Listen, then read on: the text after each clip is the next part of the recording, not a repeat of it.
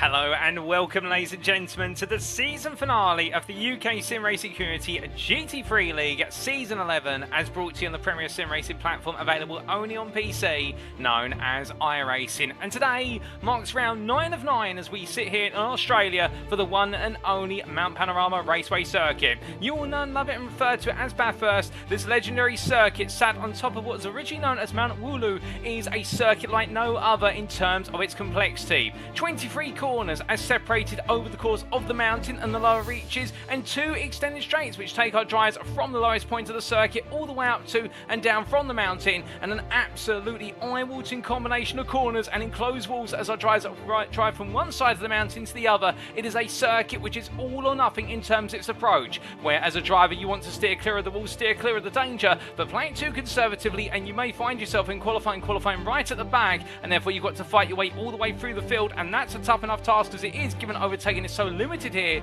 But on the flip side of the coin, if you push too hard over the mountain, then the walls will lure you to them, and when you make contact with the wall, it's all over very quickly. So for our drivers today, this will be a round by default, which will prove to be a very challenging one and one that will catch them out. But given the fact it is the season finale and the fact that all 3 of our drivers' championships, Elite, Pro and Am, and also our team's championship, are all up for grabs, this means that this round is the most important one of the season. Every point scored today, with this being a non-drop score round, will be applied to our driver standings, and therefore it's a thriller. And I can tell you one thing, when you do have 8 drivers eligible to take both the Pro and the Am championships, and you've got 4 drivers who are eligible to take the Elite championship as a minimum, it means that we have got an absolute firecracker to wrap up the season, and well, what a pleasure it is to bring you to it. But with that, ladies and gentlemen, you're tuning in via live on the YouTube channel of UKSimRacing, and if you go to youtube.com and search for UKSR or UKSimRacing Full, you'll be able to tune in there. And if you are watching right now and you're not subscribed to the channel, we definitely recommend you do so that way you can stay up to date with all the latest broadcasts and highlight reels and other media content released on the channel. But as we get ready to go rated today, in the commentary booth you have myself, Paul TX141 Walsh, also known as Britain Bit, depending on what media you follow me on, and I will bring you all your racing action over the course of tonight to wrap up the season. But speaking of wrapping up the season, let's show you that calendar, but let's not dwell on it too much. And as we can see, today is the 3rd of September, and indeed what a fine Sunday it is, and we started off all the way back on the 25th of June. It's crazy to think that 2 months have passed and we have journeyed our way around the virtual world, from Japan, where we started in round number 1 at Fuji, to Spain for rounds 2 and 3 at Jerez and Motorland Aragon. Then rounds 4 and 5 we made our way to the United States of America, before making our way back to Spain for the circuit to Barcelona Catalunya in round number 6. Then in round 7 we made our way to France for the first endurance race round of the season at the none other legendary endurance race circuit, for all the particular reasons of the Le Mans circuit, or Circuit Z24 Hours de Mans. And then last time out we kicked off our double header in Australia with a visit to the lesser known but by no less means valuable in terms of intense racing, Phillip Island Grand Prix circuit on the 27th of August. But today it is round 9 of 9, and well, what a round we have in store. The second of our endurance race rounds, only 2 of them on the calendar, every other round being a sprint. So that means that this round, whilst it's not worth any additional points for our drivers, it is going to be worth a little bit more in terms of credence, and indeed in terms of those bragging rights, and the fact that racing around here for 90 minutes, as we'll come on to very shortly, will be a tough challenge for our drivers if a 45-minute sprint race wasn't enough. But before we come into our circuit for today, it's only appropriate to give you an update on the standings going into tonight and explain each of the permutations, albeit at a higher level because there's so many permutations to go through. And as we start off with the elite class standings, what we can see here immediately is the fact that Erik Røseth leading the way on 242 points. The Racing Lab Esports Am driver is the firm favourite. He has an advantage of 24 points over Rhys Saunders, who's the Team Year 1 driver on back-to-back wins, looking to make it a turkey or a triple depending on your nomenclature. But the problem for him is in the fact that with Røseth having such an advantage, all Røseth needs to do in order to take the crown today is finish 11th or higher. And I can tell you one thing, ladies and gentlemen, with the fact we only have 8 elite drivers currently in attendance, all it really means is that Røseth has to finish the race and be classified as a finisher by getting to the checker flag and completing over half the race distance. But then again, anything can happen in the world of motorsport, whether it's real or virtual, so don't count this championship over yet.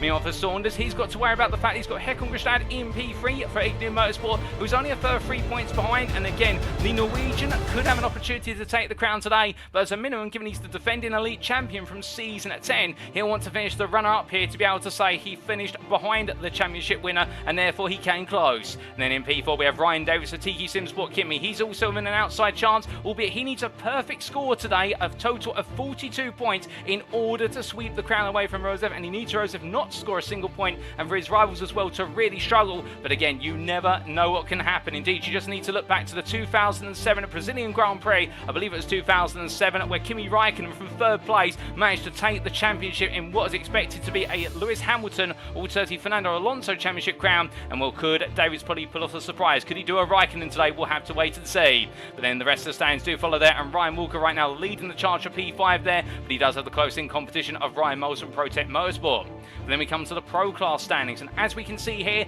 Casper Tunstead leads the way on 211 points, but he's joint leader with Aaron McGregor. The Peak Sim Racing and ProTech Motorsport drivers respectively are inseparable, and they have proven over the course of the season to have varied results, with Aaron McGregor really shining in the first half of the season, but struggling in the latter half of the season. Casper Tunstead at the other end showing consistency, if you will, but really coming alive in the last couple of rounds, and therefore they are the favourites for this championship crown. It'd be low for us to say that Darren Sharples is not in the mix. He's P3 for UKSimRacing Price, 11 points behind, and right now 9. He's got to overhaul the results of the top two, but he could still have a good opportunity, and Sharples has really been pushing hard in the last couple of rounds to try and close up the deficit, and he's brought it down to 11 points, but I think he'll be wishing he could have done a little bit more over the rounds in Australia and France recently. Then Matt Strand in P4, a driver who's really come on late in the season in terms of his charge, particularly from round 4 at VIR and onwards, and will the Racing Lab Esports and Free drivers only a further 2 points behind, within a single point to Newbridge Esports is Brandon Hay, who right now is riding away with momentum after bringing on home what is his first win in the UKSimRacing GT3 League since his participation, and that was at Le Mans, and continued to show those podiums for Newbridge Esports, and particularly last time at Phillip Island at a circuit that didn't favour the BMW M4, and we're hearing that BMW is going to be very strong here today. But also we have Casper Brotner, who's in P6 for Old Duty Cars, and well, he was recently promoted to the Pro Class after his phenomenal performances in the AM Class, and therefore right now looking to try and take that shot at the top. And the same could be said for Chris Kirtland for Downforce Racing, who at certain points has been unstoppable over the course of this season, and well, you have to keep in mind that he has proven to be what is an overall podium finisher multiple times this season despite being in the Pro Class. And the Downforce Racing driver on 186 points, well, he's an outsider, and our last outsider on 172 points is Daniel Page, the AM Championship winner from last season, promoted to the Pro Class,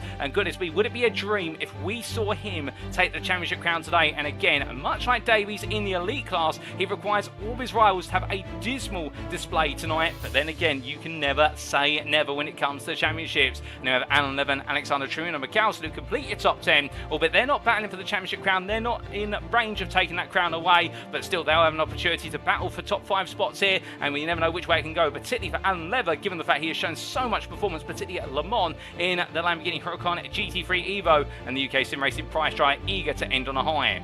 But then we come to the AM class. And as we can see here, Simon Andre Livingston from Racing Lab Esports AM on 219 points. Again, it looks as though the championship will go his way. He has an 18-point advantage over the man who's on a mission and definitely in the moment right now of Satinder Deensa, who on back-to-back wins, his first 2 wins in his UKSimRacing GT3 League career. You could argue he's looking to make it a third today and trying to snatch that crown away from his rival. However, he's going to need to go some way given the fact that Livingston will need to struggle here today. Meanwhile, Steinar Sunny in P3 for Racing Lab Esports AM2. His target will be to try and work with his teammate in order to make it a Racing Lab Esports AM 1-2 in this championship, and he's only a further point behind. And then Stuart Pearson in P4, a late charger for Slow and Steady Racing. He's definitely lived up to his team's name in terms of being slow and steady over the course of this season, but his progress now really barreling forward on 197 points. He's got definitely a chance to finish inside the top 3, but he also feels though he's got a chance here of taking that crown should the top 3 fall by the wayside. And Jack Wybon for TPA Racing, the driver who was widely billed to be the favourite in the opening couple of rounds given his pace, but he has really proven over the last few rounds that the TPA Racing driver has been brought back down to earth, and therefore right now at the bottom end of the top 5 on 196 points, and definitely looking to finish inside the top 3, but results have not been favourable for the Briton, and will we see things turn around in the late stages today? James Connolly, Thomas Barger and Neil Smith also all in there on 181, 180 and 180 points respectively, and while they're all outsiders, they would need the top 5 to have an absolute disaster of a day, but they've also been enjoying some great results over the course of the season, and one in particular you have to feel for Neil Smith in P8 for Disaster Prone Racing, in the fact in the early stage of the season, the first 3 rounds, he really showed himself to be a potential championship contender in terms of one of the main contenders, but then a run of results at the midpoint of the season have seen that contention start to dip, but still he's looking to come back strong before all is said and done. And then completing the top 10, albeit not eligible to compete for the championship today, given the points differential there, Marvin Cruz for Bike Racing and Paul Joseph for Olympus Esports. But keep your eyes out for them because they're both chasing great results still, and they'll be looking to try and finish inside that top 5 if they can. But lastly, we come onto the teams championship here, looking at the top 30, and we're at the very top of the board. It's Racing Lab Esports AM who lead the way on 450 points to the 389 of ProTech Motorsport, and it does look as though this is all wrapped up for Racing Lab Esports AM in terms of the advantage they've carved themselves. But again, remember, every point today goes towards the taste. There's drop scores already accounted for, but this round is undroppable, which means every point will be added. And with that in mind, ProTech Motorsport right now would need to achieve a major sweep. It would need to be a sweep of what would be 64 points, but again, we've seen sweeps like that in the past. Could it happen again today? And TG Simsport Kimmy there battling for that runner-up spot versus ProTech Motorsport, a further 4 points behind, but we do have a sizable gap of what is their 33 points to UKSimRacing Pride. But this top 5 is not complete without old dudes in cars, who on 346 points will feel as though they're relatively safe from Racing Lab Esports AM2, but we'll need to be wary of them as they give pursuit. It's TBA Racing, Slow and Steady Racing, TG Simsport Tire and Downforce Racing who complete the top 10, and UKSimRacing Client and UKSimRacing Moss just outside the top 10 and looking to take the fight to Downforce Racing to conclude the season. But that's a quick recap of the stands, ladies and gentlemen, and let's come on to our circuit for today. And it's none other than the Mount Panorama Circuit, located near the city of Bathurst in the region of New South Wales in Australia. And this circuit, a circuit based on public roads of day-to-day usage. And indeed, if you were to visit Australia, you could drive over those public roads. There's just one thing you have to keep in mind when you do that, in the fact that the region around those roads is very heavily enforced by police. There's multiple speed limits in place, and well, that's because these are public roads which businesses operate on, but also because everyone does know that it's a racing circuit where it's used and enclosed over the course of the year for racing, and therefore you can't quite enjoy it at the pace of GT3 class machinery. But what you can appreciate from this circuit map provided us by iRacing.com is the fact that this is a highly technical and a very difficult circuit to get right. For the fact, as our drivers take on the simulator today, and thank you to iRacing for the circuit maps and the brilliant simulator that comes with it, they'll see the 23 corners interspersed with the majority being concentrated over the mountain. The lowest point of the circuit will be the run into Hell Corner at turn number 1 down the short start finish straight, and as they break the way into the sweeping left-hander, they'll look to get on the power as soon as possible as they then make the way up the hill towards turn number 2. Charging out towards Griffiths Bend, it's going to be an overtaking opportunity there, undoubtedly up the mountain straight, and as they come into the right-hander, then they'll find a lot of road camber in which to try and embed the left side tyres into before they make the way up into the cutting of turns 3 and 4. Then we'll see our drivers go for a left-hand kink before breaking hard for turn number 4, one of the lowest speed corners on the circuit and one of the most difficult to get right as the walls enclose very quickly, and get it wrong then you may go straight into the wall and could cause a bottleneck for all the cars behind. But coming out of turn number 4, then they make the way through Quarry at turns 5 and 6 to double right before going uphill into the left-hander at turn 7 and all the way around through turns 8, 9 and 10 up towards Bartholomew Park at turn number 10, at which point they'll charge their way over to Skyline, the highest point of the circuit. And the reason it's known as Skyline is because when you do have racing here which starts at night and goes into the hours of the morning, when the sun does rise, when you go over Skyline you are looking directly into the sun. But thankfully for our drivers today, they're going to be racing, I do believe, in daylight, so they're not going to have to deal with that factor. But as they make their way over the rise, it's then a quick drop through turns 11, 12, 13, 14, 14 being known as the dipper, the sharp left-hander which can catch many a car off guard, then coming down through the kink of 15 into the braking zone of what is turn 16 and 17 for Forest Elbow at turn number 18, a very sharp downhill left-hander which is off camber completely, which will mean that the cars want to sweep away to the outside and go towards the barriers, and our drivers will need to compose themselves as best as possible, but get it right, they'll return to full throttle as they come out of the elbow and down onto the Conrod straight through turn number 19. Flat out through 19 and all the way down Conrod they go, and we'll see our drivers hit in excess of 160 miles an hour as they make the way into the chase chicane at turns 21 and 22, albeit via the kink at turn number 20, and then it's all going to be about battling on the brakes in the slipstream before they make the way out the chicane up towards Murray's Corner at turn number 23 to complete the lap and do it all over again. Well, the only problem with a circuit map like this is it's two-dimensional. We can't show you the major elevation changes, and given the fact you do have an elevation change over the course of this circuit of what is almost 150 metres from its lowest point to its highest point, it is a very unique circuit to say the least. But to give you a quick reminder of the rules, because we can't go racing without rules, car setup wise, drivers are not permitted to change their car out penalty at any point during the season, and pleased to say I believe there are no car changes as of this round, and car fuel loads have been restricted to 50%. Qualifying wise, a lone qualifying format shall be used, which means all our drivers go out to an instance of their circuit which is isolated to themselves, and therefore they have 10 minutes to set their best possible time without interruption, at which point the qualifying session stops immediately when the clock strikes 10 minutes, and we take the fastest lap set by each driver. Coming on to the race rules, we can see the races shall commence via a double barrel rolling start, as is the tradition of the UKSimRacing GT3 League, but there be no mandatory pit stop requirements, and what that means is our drivers must pit when they need to, but they are not required to particularly do a pit stop in a given order or particularly take on fuel in pit stops. It just means they choose when to pit when they need to. And each driver has one fast repair available, and all race journeys shall be conducted post-race. And given this is an endurance race round, a driver shall receive a drive-through penalty if they accumulate 25 or more instant points. But let's go to our live pictures then, ladies and gentlemen, and take you through that schedule for today. Times in British Summer Time, that's BST, or Universal Coordinated Time +1, UTC +1. And as we can see, in just under 4 minutes' time, we'll be going into our qualifying session, our last qualifying session of the season, at 10 minutes in length, and all of our drivers will be looking to try and get the best possible lap of the board for the simple reason we're overtaking the impossible here, but relegated to the straights. If you can take pole position around here and have a great start, you'll be setting yourself up for success from the outset. And then after qualifying, we'll take a 5-minute breather to give our drivers the opportunity to put the right setups on the cars, but we're making their way to the grid for our final race of the season, the 90 minutes endurance race, and now be getting underway with the formation lap at 8:15 this evening. And well, with ambient temperature right now 21 degrees centigrade, and the same for track temperature, it's relatively cool here in Australia.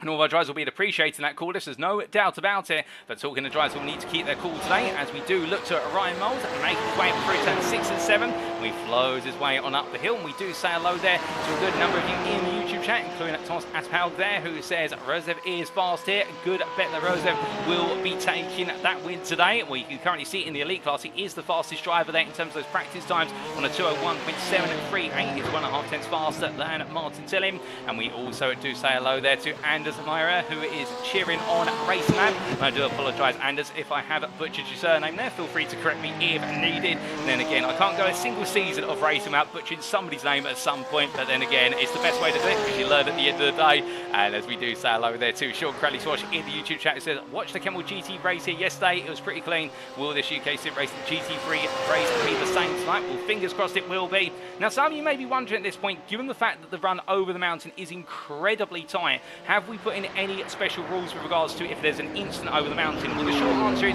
yes, we have. We have mandated tow zones for today. And once we see Dinter making his way out of turn number 2 into 3, the tow zone begins here at turn number 3, whereby if a driver ends up pointing the wrong way or they end up blocking the road, they are required to immediately tow to the pits. There's no ifs, there's no buts, they must tow to the pits and get the car out the way as soon as possible. And the first tow zone runs all the way out to the end of turn 7, which is the left-hander that Dinter has just come out of. Turns 8 through turn 10 are not tow zone because they are wider, and there's also runoff areas available, so coming up to McPhillamy Park here at turn number 10. But as he makes his way up to a Skyline, the tow zone starts again. So this is tow zone number 2 that runs all the way down from Skyline into Forest Elbow, so the exit at turn number 18, and we'll point out what that is very short as we see Dinter there making haste and mating with the wall on the right hand side of the car, and well, just have to be careful there, but it's so easy to get it wrong. And here is Forest Elbow, the downhill braking zone, left-hander at turn number 18, and the tow zone ends as of that barrier, which you can see on the right hand side. And well, if anybody makes an error over the course of either of those tow zones and points the car in the wrong direction, or they block the road, they are required to immediately tow to the pits. It's going to put them a lap down, and it definitely will cost them a lot of race time, but it does mean the race will be safer for the entire field as a whole. And well, it does show to our drivers again that risk versus reward. If you push too hard and end up having to tow to the pits, your race will be a lap down before all is said and done, and then you've got to try and find a way back.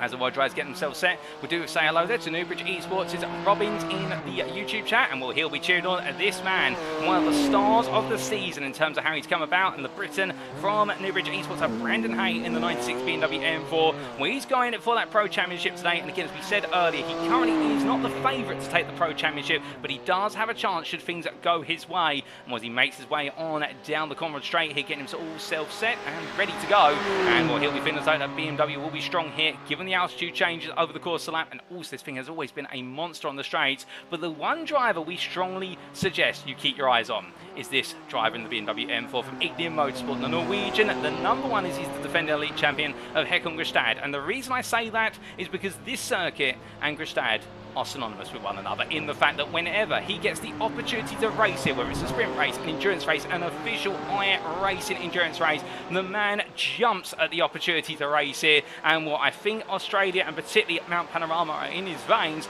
and well, right now we are expecting something magical from him today. So the fact he hasn't set a time on the board in practice, I think right now he's keeping Røseth guessing, and well, we look forward to seeing the two Norwegians battling it out for the right to be the king of the mountain, if not the championship, but we'll have to wait to see how it all plays out. But as all our drivers get set in, ladies and gentlemen, it's time for 10 minutes of qualifying. It's the final qualifying session of the season. Who will be on pole? Let's find out. So as all our drivers immediately start to make their way out of the pits, well, the big question you may be asking at this point is, what do you need in order to be on pole position for the purposes of a qualifying lap at the Mount Panorama Raceway?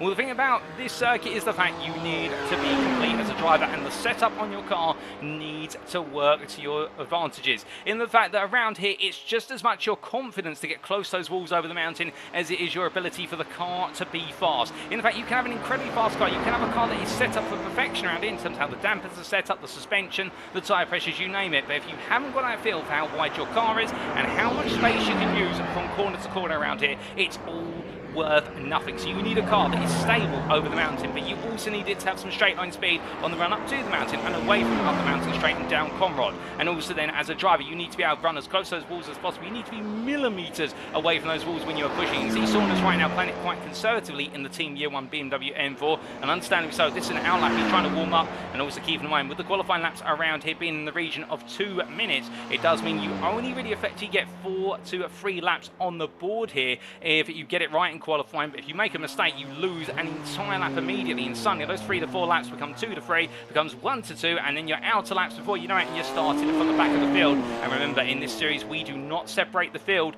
based on their classes. How they qualify overall is exactly how they line up on the grid. And again, if we see a number of AM drivers that qualify ahead of some of the pros, and I'm thinking of names such as Steinar Sani here, as we see the Racing Lab Esports AM driver making his way out of Forest Elbow. If he manages to out-qualify some of the pros, he can use that as a buffer versus his rivals. And well, we have seen that over the course of the season, where the classes had to battle one another just as much as their own rivals in order to be able to make progress. And that's where the big challenges really do come in, as he makes his way on down the Conrod Straight here. It's going to be interesting to see when those first lap starts come to the board what exactly our drivers can achieve, as we do look from what is Sani all the way up to our elite driver and our defending champion, Håkon Grebstad. And what I think is only appropriate, ladies and gentlemen, he picked him up quite a bit, so that we're going to very shortly be riding on board with the defending elite champion and the man of the mountain as he comes down into the braking zone here through Murray's Corner, and away he goes for his first flying lap of this qualifying session. And well, let's take you through it.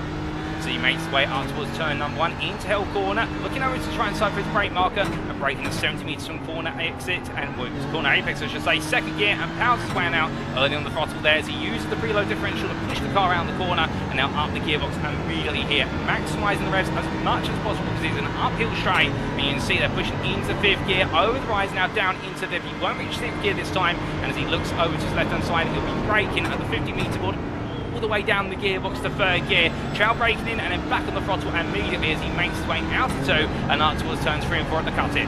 Turning in here, a slight lift of the throttle and then stamping on the brakes, using a bit of the runoff there on the right hand side to open up the corner, coming out in 2nd gear, and now through the double right of quarry, turn number 5 into 6, up into 3rd gear. Shortly he'll be shifting into 4th gear as he makes his way between 6 and 7, straight line of the 2 apexes, now coming into turn number 8 and 9, opens up turn number 9 there by taking a bit of a wide run through 8, now into McPhilly Park. You have to brake before you go into the corner here, over the rise, you have to brake just before it or lift off the throttle, uses all the attack there as he comes into the skyline. Now dropping down the gears very gradually, a trail braking as well, down to 2nd gear as he gets nice and tight inside wall, then through the dipper at turn 14, back on the throttle immediately as he settles the car down with the power, and now into Forest Elbow here, braking at turn number 17, braking very early downhill into 2nd gear, turns in a little bit prematurely there perhaps, and as a result I think he's bled a bit of speed towards the wall, but it's going to be a 10th at most, and as he comes out to turn 19, now flat out all the way down Conrod, and here just getting ready to position the car over to the left hand side, but will delay the upshift to 6th gear until he clears the rise there in order to maximise the engine power,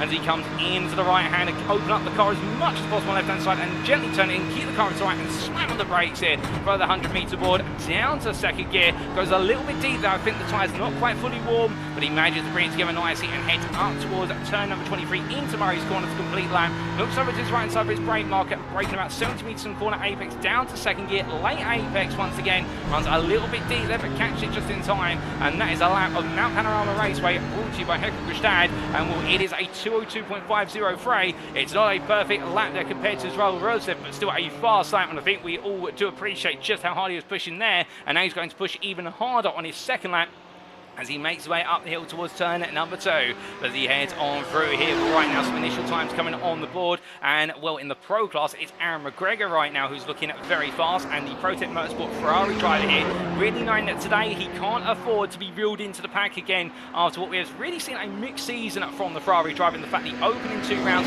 seemed to be one step ahead of the field, and then subsequently really reeled into the pack and struggling to finish on the podium, and having to target top 5 for the best part. But now we are seeing a revived and revitalised Aaron McGregor, and as he makes his way through turns 6 into 7, and we know that Ferrari very strong on the straights and also quite nimble through the corners, but the one thing this Ferrari has against it is tyre degradation. It really has proven to be its Achilles heel all the way through the season. Those rear tyres really lighting up aggressively as he makes his way over the rise of Skyline here. Well, right now 2 tenths faster than anybody else in this class, so he'll feel as though this is going his way. We'll have to wait to see how it plays out in the long term, as he makes his way on down there and in towards turn number 17, into Forest Elbow now, and we'll just sweetly bring the car to the apex. They're very smooth and very tantalisingly close to the wall, but as he comes towards the end of another lap, we then give you the update on the AM class, and it's this man right now who currently is the fastest AM out there by what is just shy at 900 versus Stein Arsani. It is UKSimRacing Satinder Dinsa as he makes his way on down the hill for turn number 19. Oh, I do know all the family are tuned in tonight and looking to see how he does, and we'll welcome to the all as he makes his way on down at Conrod here, blasting that accelerator as much as possible. He'll have his foot right to the floor, and as he comes in to the right hand kinky, going into the chase right now, thinking that this could be a qualifying session that's going to go his way. As meanwhile, the fastest lap overall set by the elite driver Erik Røseth goes to a 201.647, and he's now pulled himself to the pits, so Røseth will only have one more lap available, if that. In fact, I don't think he'll have another lap available. I think he feels though he's got enough done, and Grebstad right now 8.5 tenths off in P3, and between the two is Martin Tilling, this man in the McLaren MP412C, the sole McLaren on the grid. It may be a car all the way back from 2015, but still it doesn't make it any less of a machine, as he makes his way on down the right hander there and in to the dipper, and he comes through the right hander. Well, right now using that British V8 bi-turbo as much as he can, flames roaring out the back of it, and he comes up close to the inside wall there, and well, not making contact with it, but I think still thinking that there's a bit more time to gain, and he is the fastest man over the latter half of the mountain. It must be said, particularly his run out of Forest Elbow is absolutely staggering,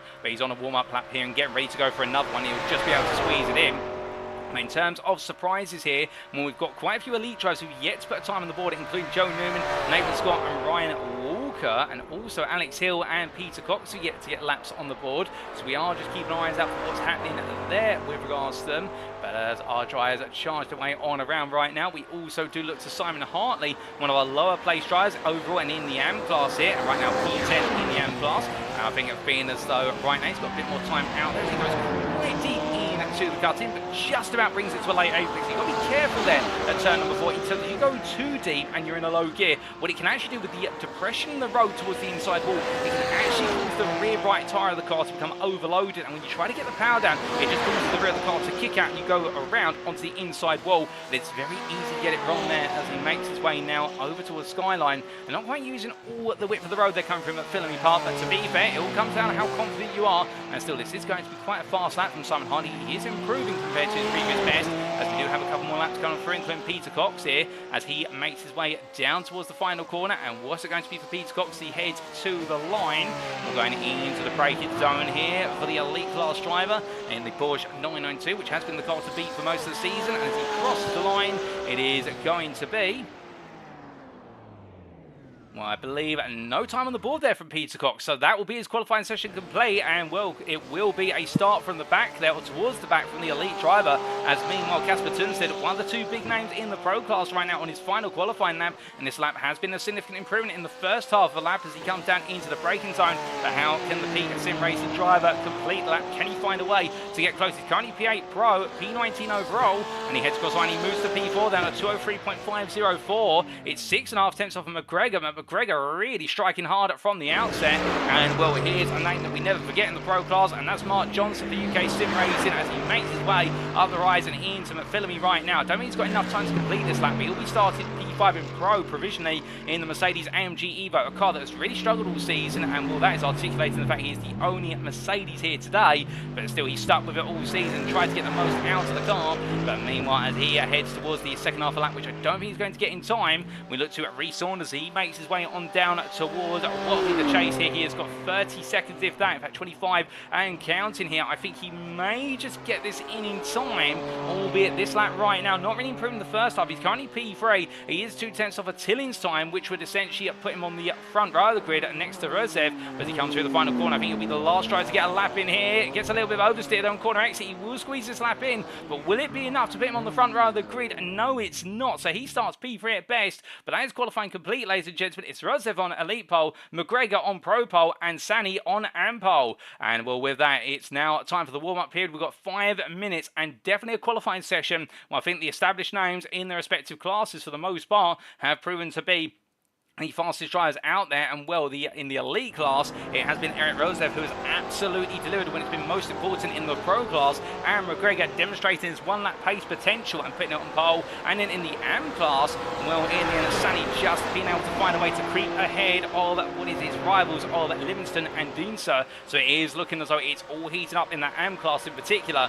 But as our drivers make their way out for this 5-minute warm-up, some of them immediately loaded their race setups on. We'll just be doing some last-minute practice laps here to make sure there's nothing else they want to briefly tweak on the car, whereas others, by comparison, will be now just sitting in the pit lane, getting themselves set and double checking everything on the car to make sure it's all in the right place.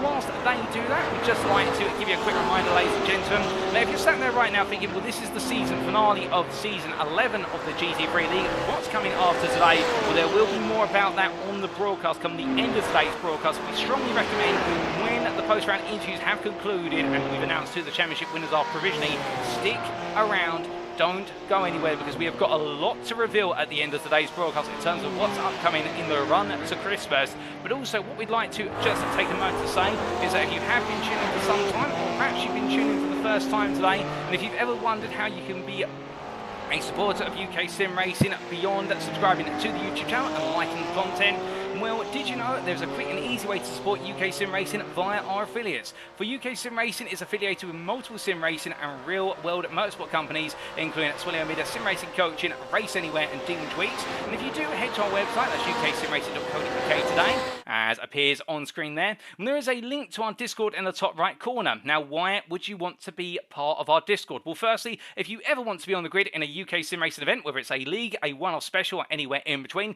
you have to be a part of the Discord. It's a mandatory requirement. But on top of that as well, if you join our Discord, some of our affiliates provide discount codes for purchases on their website, which are only available on the official UKSimRacing Discord. And if you use one of those discount codes as part of your purchase, you're a winner as a consumer, because you get a discount. But also on top of that, UKSimRacing community as a whole is a winner. Indeed, every member is a winner in the fact that we are a non-profit organisation, and therefore every penny we make from our affiliate earnings, all those kickbacks are pushed into future series in order to help fund them, including future renditions of the GT3 League, also on top of that the Porsche Cup, and we've got plenty more planned for the remainder of 2023. And again, do stick around for the end of today's broadcast, but do keep in mind a little purchase can go a long way in supporting UKSimRacing, and I think a strong qualifying lap can definitely go a long way today in sealing a championship potentially, or causing results to go a particular way. And, well, speaking of whom, we are looking at Steiner Sani as he makes his way now down towards Murray's corner here, and, well, the number 78 driver absolutely delivering in qualifying, and, well, bucking the trend of what looks to be Dinsa taking at the pole position, and Livingston not too far behind as well. So right now, Sani definitely going from that P3 spot in the AM Championship, and knowing that he wants to make it a 1-2 race and have esports AM, but at the same time he would be keen to have his name at the very top of the stands. But will it be him, or will it be Simon Andre Livingston, or will it be Tiki Simsports Dinsa who finds a way to steal the crown from the pair of them? Well, that's the big question, and we are waiting to find out, ladies and gentlemen. But we are still a little bit of time away here, 1.5 minutes away, and if you haven't already placed your bets, or let us know who you're cheering on tonight, as we do look to John Doble, the Canadian driver from Tiki Simsports, Kimmy making his way up the hill. Do let us know in the chat right right now who you're cheering on to be the champion of each of the classes. And well, if you're not here to cheer on one of the championship contenders, still let us know who you're cheering on, and do wish them all the best, because they do appreciate it, and a good number of the drivers do watch the broadcast back after it has aired, because they love to see how they got on, and also they love to see how all the other drivers got on, because remember, as a driver, you only get to see your perspective of the race. You don't necessarily get to see what's happening up front or certainly further behind you, depending on where you are in the field. But as Doe makes his way on down here into Forest Elbow in the very colourful Tiki machine, I can tell you one thing, Tiki SimSport, if they don't win championship crowns, well, they definitely, there was a championship for beautiful liveries, they would be winning that quite comfortably this season, because to every round they have brought something colourful, alternatively something which is quite appropriately tailored towards the locale of the race circuit. And Doe will just be in one example of it as he makes his way on down on through into the chase there from Conrad, and we're only 30 seconds away right now as we do look to Alexander Mikkelsen, the Racing Lab Esports AM driver in the number 6 here from Norway, where he's got himself set here and definitely has not had the strongest of seasons compared to some of his counterparts, but still has been up there fighting for top 5s in the pro class when he's been at his very best. And well, with that, ladies and gentlemen, we are now only 10 seconds away from that transition to the grid, the final grid of the season. As Trina Mikkelsen knows where to go, he's going into the pit lane. It's time for that transition, and well, without further ado, ladies and gentlemen, let's get this final race of the season started.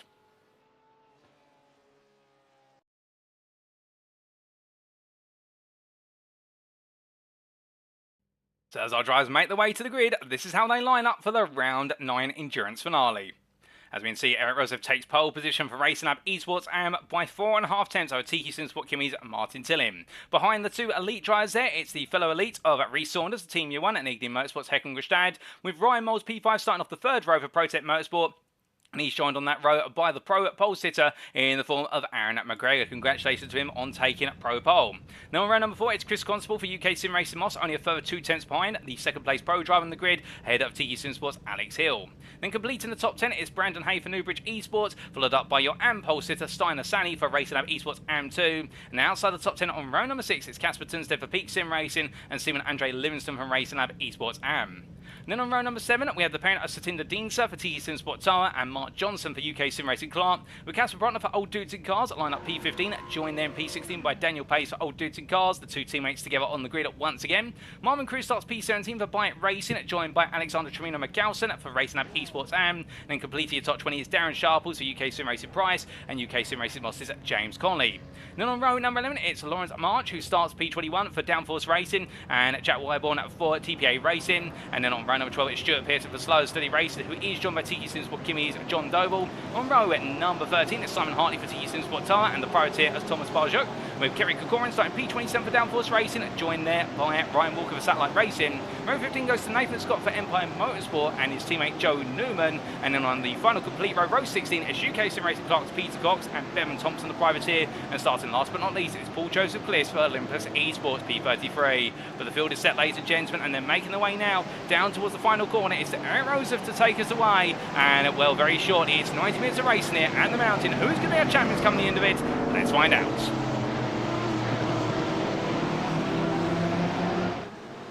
And he immediately goes at the start of the start zone now, and we are away for 90 minutes of racing this season finale, and Røseth charges his way up into turn number 1. Behind Tilly already battling, and he goes round, and with that contact, Erik Røseth and Rhys Saunders, the three of them all coming together. McGregor's to the wall, and he just missed it, and it's a disaster at the start of the race for the three leaders, in the fact that right now Ryan Moles takes the lead, and Chris Constable moves through the P2. We can see Tilly already on the fight here, and all three did not go into one at turn number 1, but as they make their way up into turn number 2, side by side they go, and it's going to be Tilly on the inside here, trying to keep Constable back, but look at Håkon Grebstad, who's looking up the inside immediately. He doesn't need to be told twice here. He can now go all in for this championship, and as they make their way up the hill towards turn number 3 and charge into the cutting, well, right now everybody lines up here into line of stern formation. No way through at this point. Brandon Hay is up into P2 in the pro class here. Already he is charging his way through the field. It's an absolutely tremendous start here. Not the way we wanted to see it start, but right now this could change things massively. And meanwhile, Rhys Saunders tries to split the cut. There's been an instant there by looking things at the cutting. Multiple cars with severe damage on the front of them.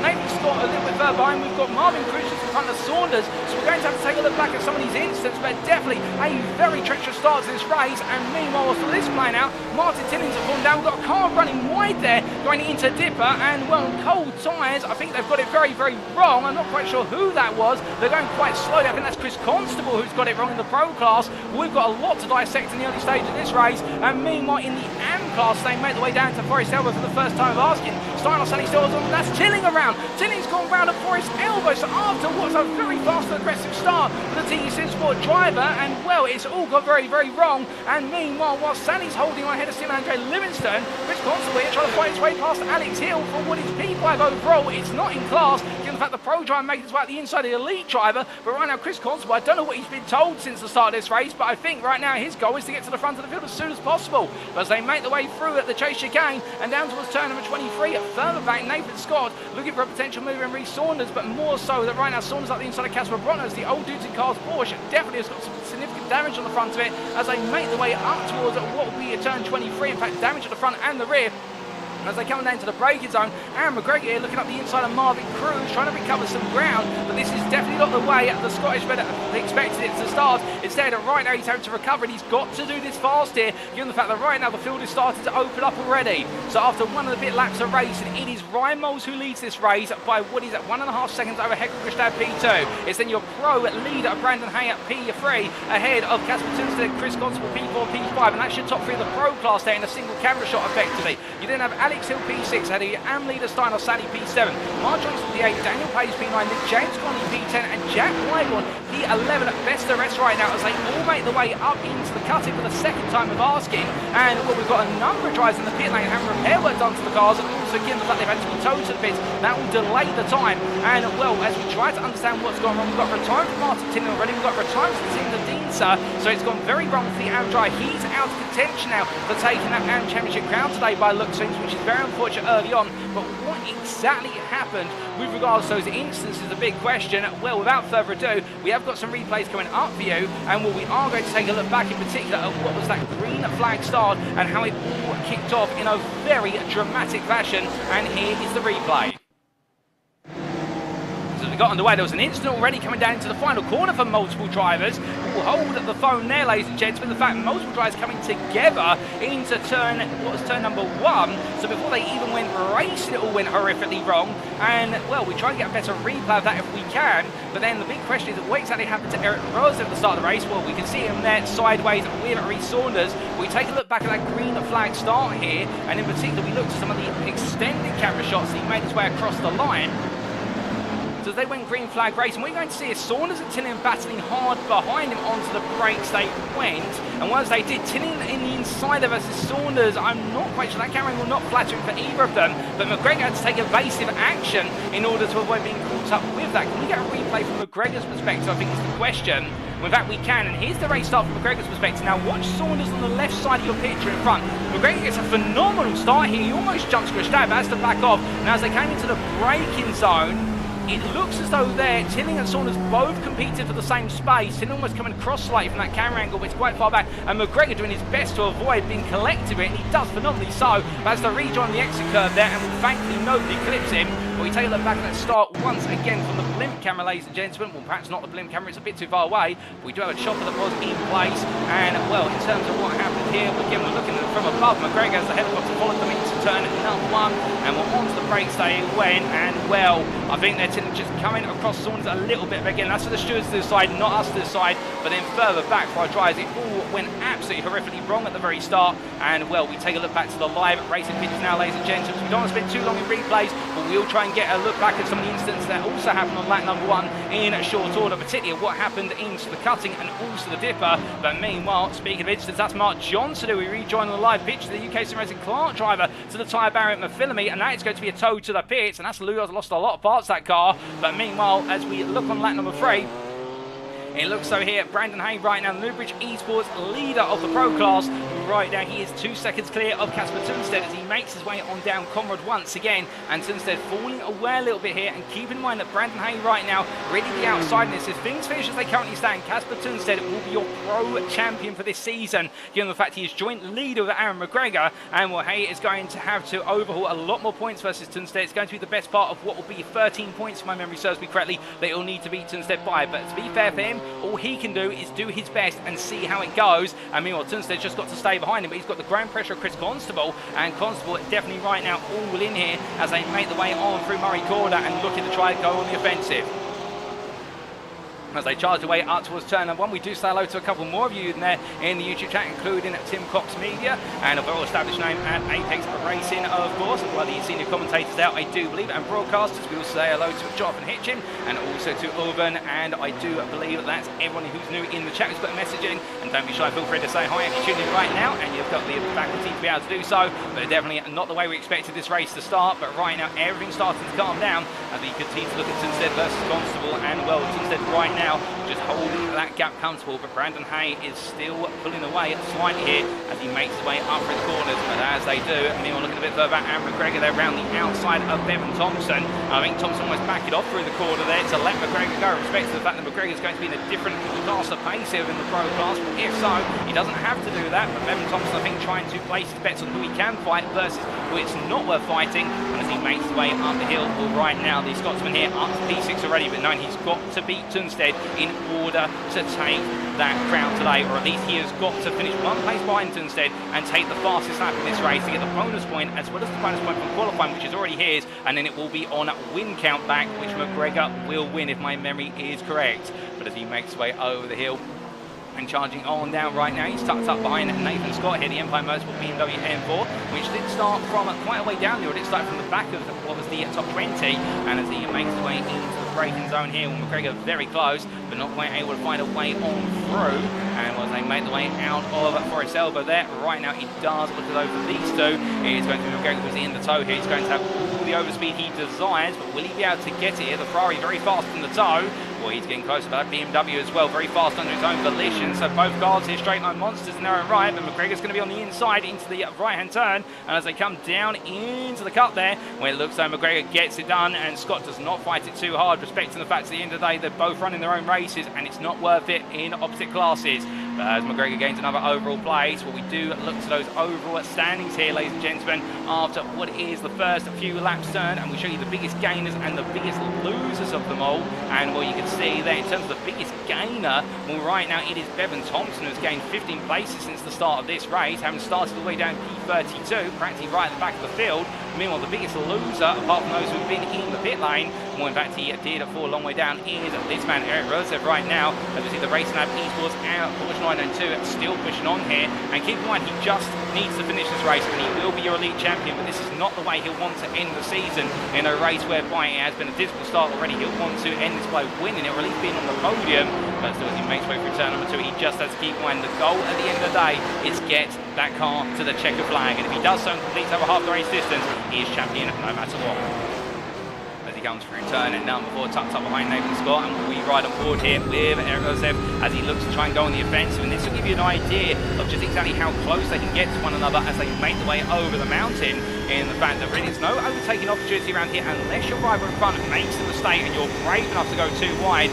Coming into turn number 10, it will stop getting very close to the outside wall there through turn number 9, but not close enough to make an error, and going into Skyline on the brakes they go. And this is Porsche territory here in terms of quick fire direction changes, and also with all the weight in the back of the car with the rear axle, it really loads the car up nicely for those downhill runs as he comes all the way up towards that Forest Elbow here. Now looking at a potential late apex here, but in fact backing the car quite significantly as Scott by comparison goes overly deep. But the thing he has up his sleeve in terms of his ace is the ability to carry a lot of speed with that 6-cylinder BMW engine with its turbo as well. Meanwhile, the flat 6 here of the Porsche, always pushing, it's winding hard and it's working hard with it, and in the tow he's inching closer and closer, but 2.5 tenths does not become 2 tenths fast enough here as he takes a little peek. I think he recognises he's too far away. Can he do it on the brakes here, but quite far back? He's thinking about it, but no, not this time. He has to wait his turn as he's got a bit of a traffic jam build up in front of Simon Andre Livingston, who's only half a second up the road.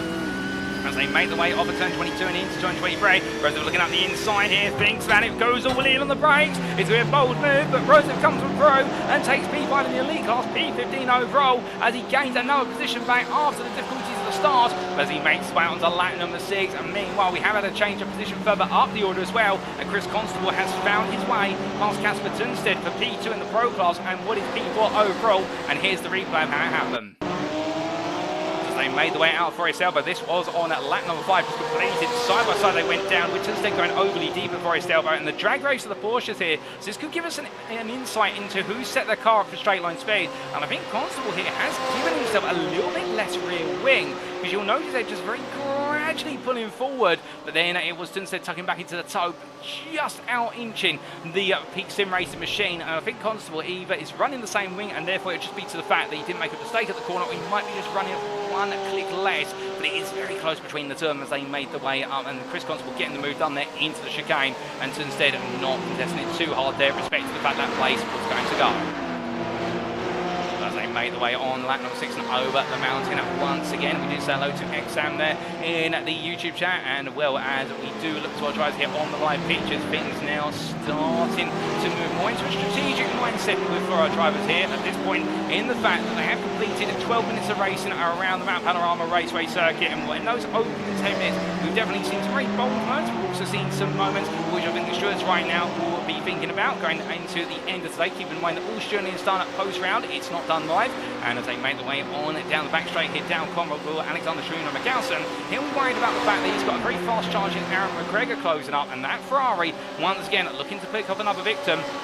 More flashing his lights there is Trina McCalston, I think, saying, well, not to Trina McCalston, McGregor saying, flashing his lights, I think, trying to say to Norwegian, look, don't put up a fight, just let me go and I'll pull you up to the next car. But I do wonder here whether the Racing Lab Esports AM driver has got other intentions in terms of wanting to hold on. Keep in mind, he can't win the championship today. What he can do is gain some major points to target a top 5 finish in the championship when all is said and done. Once they make the way up towards turn number 1, we are hearing that we've got Satinder Deanser now 3 laps down in P29 overall. Show you those class standings once again, and well, we've had 2 laps down in the class, but 3 laps overall, so it seems like there might have been a bit of an incident for the American driver. We'll try and get an update of that when we can. But right now, Trina McDowson very close to the back of Jack Wyborn, the 3rd place AM driver here as he makes his way up the hill, and well, Wyborn on the inside here. Will he defend this hard going in to Griffiths Bend? He in fact does hold that defensive line. Let's go for Trina McDowson on the outside. Look at McGregor go. There's contact between the two of them, but McGregor is not here to wait, and as they make the way to the cutting, well, in the end, Trina McDowson has to lift off there. It was going to be 2 into 1, and well, you don't want to be on that inside unless you've got your nose fully ahead, as otherwise it will be frowned upon normally if you don't back out. But Trina McDowson there being elbow down in the end after trying to battle with Wyborn, and well, McGregor didn't need a second chance. But as they make the way over the mountain now, that goes to show how much this means to McGregor and the fact he wants that championship crown, and his target is Casper Tunstead. There's still 2 places up the road in the Pro class, and well, in terms of how much time that equates to, that's the best part of 10 seconds, but McGregor is cutting that time down as quickly as he humanly can. But meanwhile, looking from there up to Casper Tunstead, the man who we keep mentioning, as he comes on down through Forest Elbow, falling off the pace of Chris Constable. In fact, that last lap he was the 2nd slower than Constable, and therefore I think right now the Danishman just focusing on consolidating his positions. Now, do keep in mind, if he drops down a P4, Brandon Hay will still not become champion, but then it'll be Tunstead versus McGregor if McGregor gets close enough. But I think Tunstead right now really focusing on just running a consolidated and a constant pace here, rather than pushing too hard. I think he's praying that his rivals may end up putting the car in the wall. Meanwhile, as we see there, Rhys Saunders are going up the inside of James Conley. We're getting the move done, therefore was overall at P9, and as they come out of the corner, James Conley now dropping down to P10 overall. But again, he's 2nd place in the AM class here, and I think just simply feeling that right now he wants to try and get himself that top 5 finish in the championship, not a top 3 finish, given the fact that we have seen it go very, very wrong for a good number of drives here thus far today, and therefore the standings have been shaken up. There's no question about it. He comes into left-hand up turn at number 1 here, 15 minutes complete. We've still got another 75 to go. No standard pit stops expected yet in terms of those that are on the strategy schedule rather than the prepared schedule, and we'll keep an update on those pit stops when they do materialise. We had a couple of retirements in this race, including a retirement for Willis and Tom Barjak in the AM class. We've also had a retirement for Lawrence March, I do believe, in the AM class, and also 2 elite retirements for Martinson and Joe Newman. Tinder Deanser is in the pit lane with repair work ongoing to the car. We are hoping that he'll be able to get the TC car back out for a blast before this is all said and done. And as we do look to the UKSimRacing boss right here, made his way uphill. Where we go from him to the AM leader, Steinar Sani, who's not too far away. And going on through the right-hander and all the way on around into turn number 9 very shortly. The Racing Lab Esports AM2 drive will definitely know that right now it's on the cards for a 1-2 in the AM class between himself and the Racing Lab Esports AM driver of what is Simon Andre Livingston. And well, if they were to finish as they currently stand, it would be Simon Andre Livingston who would take the championship by a single point. If my memory serves me correctly here, in terms of the mathematics, well, it would be 3 points, but either way, Sunny would not do enough. He needs Livingston to finish a little bit further back for things to swing the other way. But as they come down through the left-hander of Rhys Saunders, we see there in the YouTube chat from Satinder Dinter, he becomes our 5th retirement of today. A computer crash, I am out, and I'm very sorry to hear that, Satinder, in the fact, well, it definitely was looking a difficult one for yourself. Anything could happen there at the mountain, but it means that we're down to 2 main rivals in the AM Class Championship, with a few outsiders also sprinkled into the mix, and we'll have to wait to see what happens. And speaking of things happening here, Daniel Pay's been passed up the inside by Rhys Saunders there, as the team at Year 1 drive continuing to try and carve his way through the field and get himself right back up to the front. And his next start will be Alex Hill, is 4 seconds up the road as he makes his way down into turn number 23, going through Griffin's Bend. But as he comes on down through the left hand, I think we can all agree here, ladies and gentlemen, that for Dinser, despite the fact that it's not ended on a high today, he's definitely delivered in the second half of the season, and he can hold his head high with those back-to-back wins at Le Mans and of course at Phillip Island. And well, if we do see him on the grid for the next iteration of GT3 class racing, he definitely will be a major contender and one to watch out for, and he should absolutely feel proud of his achievements this season.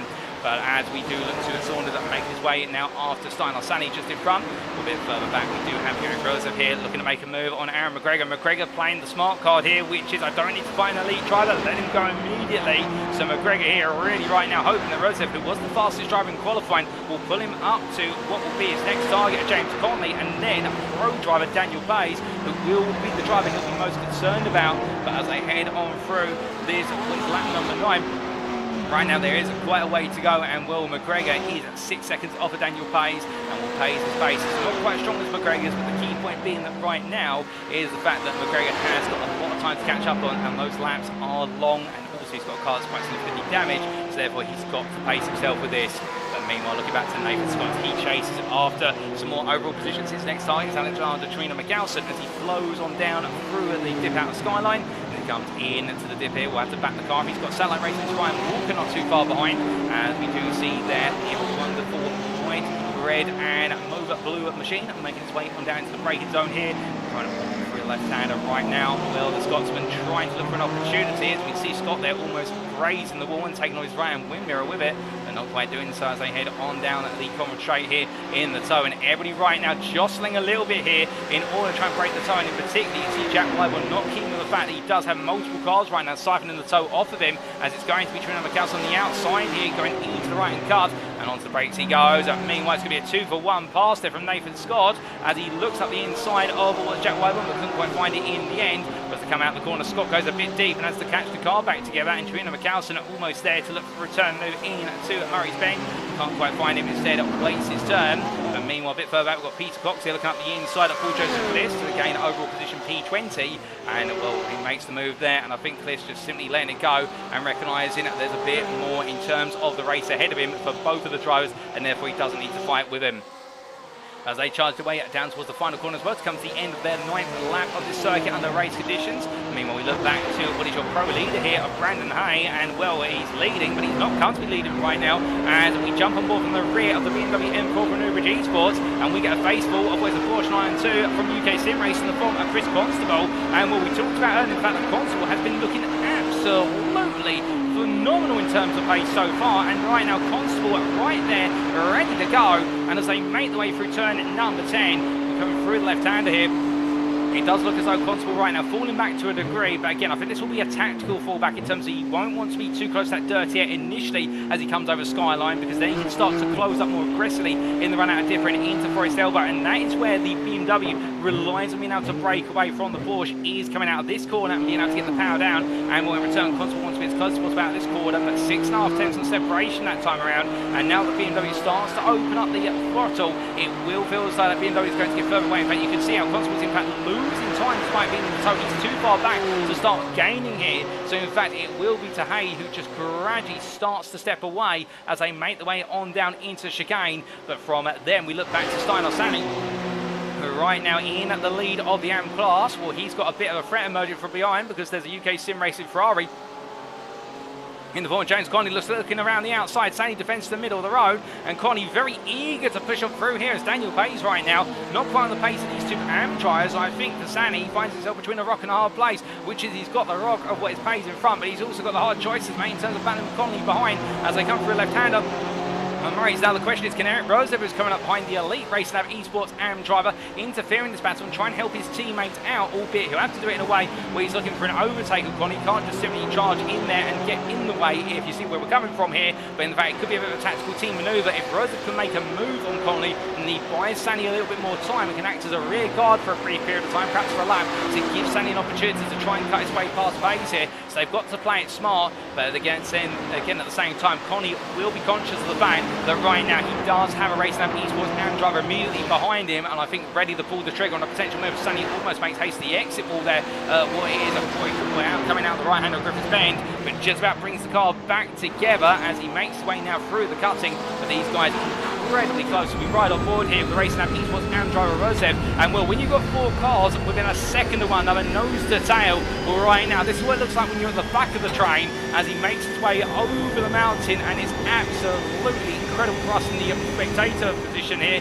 But you can imagine for the drivers, it is absolutely nerve-wracking. The fact it only takes you to make one mistake, or to come in front of you to make a mistake, and you have got to react in split seconds, otherwise you'll fall foul as well. But they all come down to this. But you see the different approaches there, with the Ferrari going a little bit wider for the initial turn 13 right, and they're going to really bring the car back to all. Meanwhile, the Porsche is able to hug that inside wall more aggressively, and now coming out of the corner, when it's a BMW ahead of a Ferrari, ahead of a Porsche in terms of the 3 in order. And as they make the way on down, we see all the different top speeds, and everybody right now still trying to follow Daniel Pays for a bit of slipstream. But Conley falling back to a degree, Sani pulling away slightly, and then Røseth just too far away to really get involved, and now making their way down into chicane. I think they are going to stay as they are for the time being, and we'll no change in this order here. But this definitely could be an order that is going to shake things up, because they're all losing time behind Pays very gradually. To be fair to Daniel Pays, he's showing great pace in the old Duty Cars car, and right now the Portuguese running P4 in class. He's on course for a great end to his season, but Røseth immediately goes to the pits here.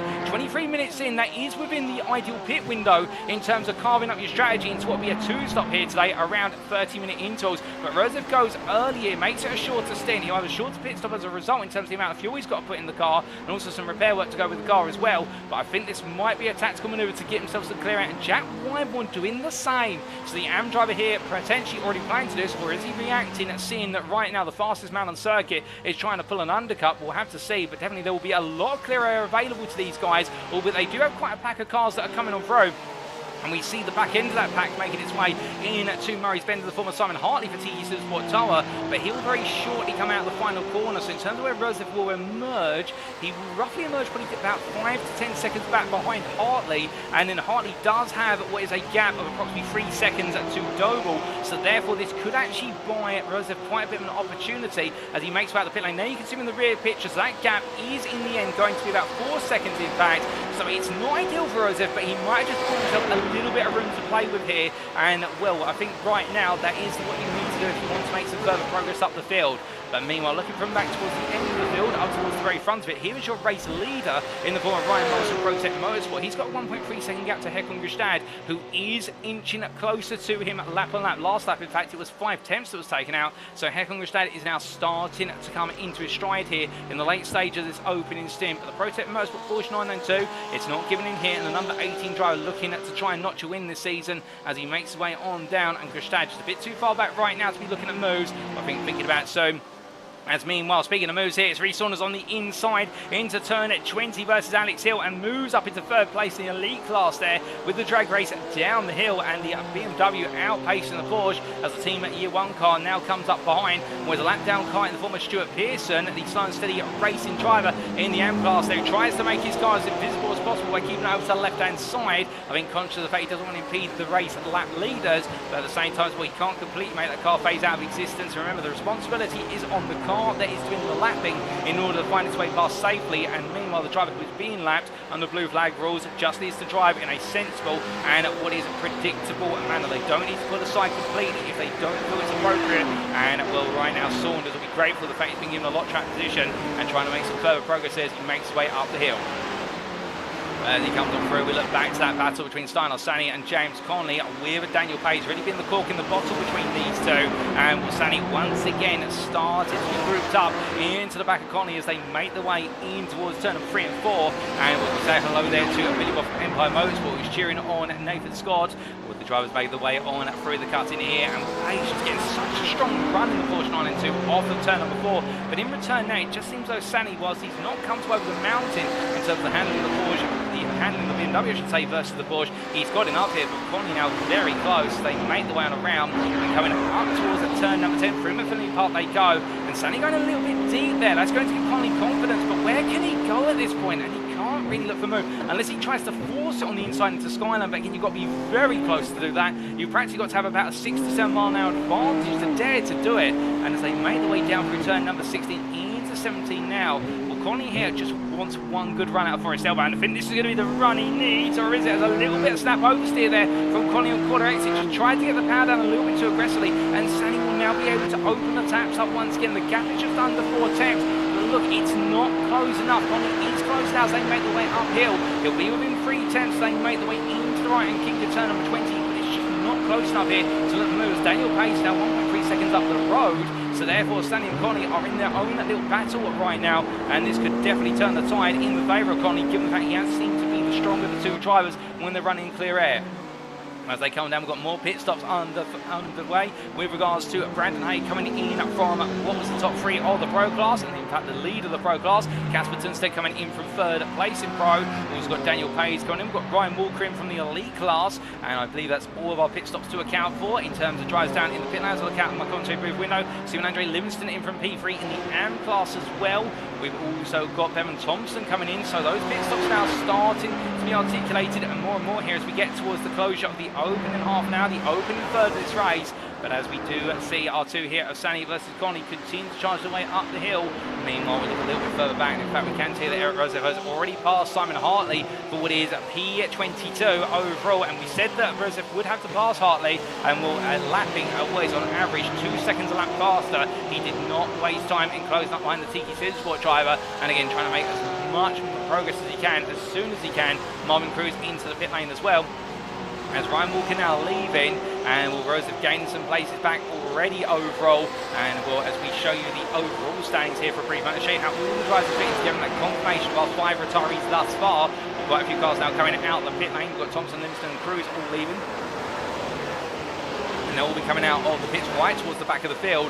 But the point being that it does look as though here a lot of drivers now are really tempted by the early undercut pit stop, and well, the driver who went for it first and foremost was Erik Røseth. He makes his way past our cameraman there, and Ryan Walker decided to be one of the earlier pitters in the elite class, but I think he may have left it a little bit too late, and also he's come out in traffic, and this is not going to help him whatsoever.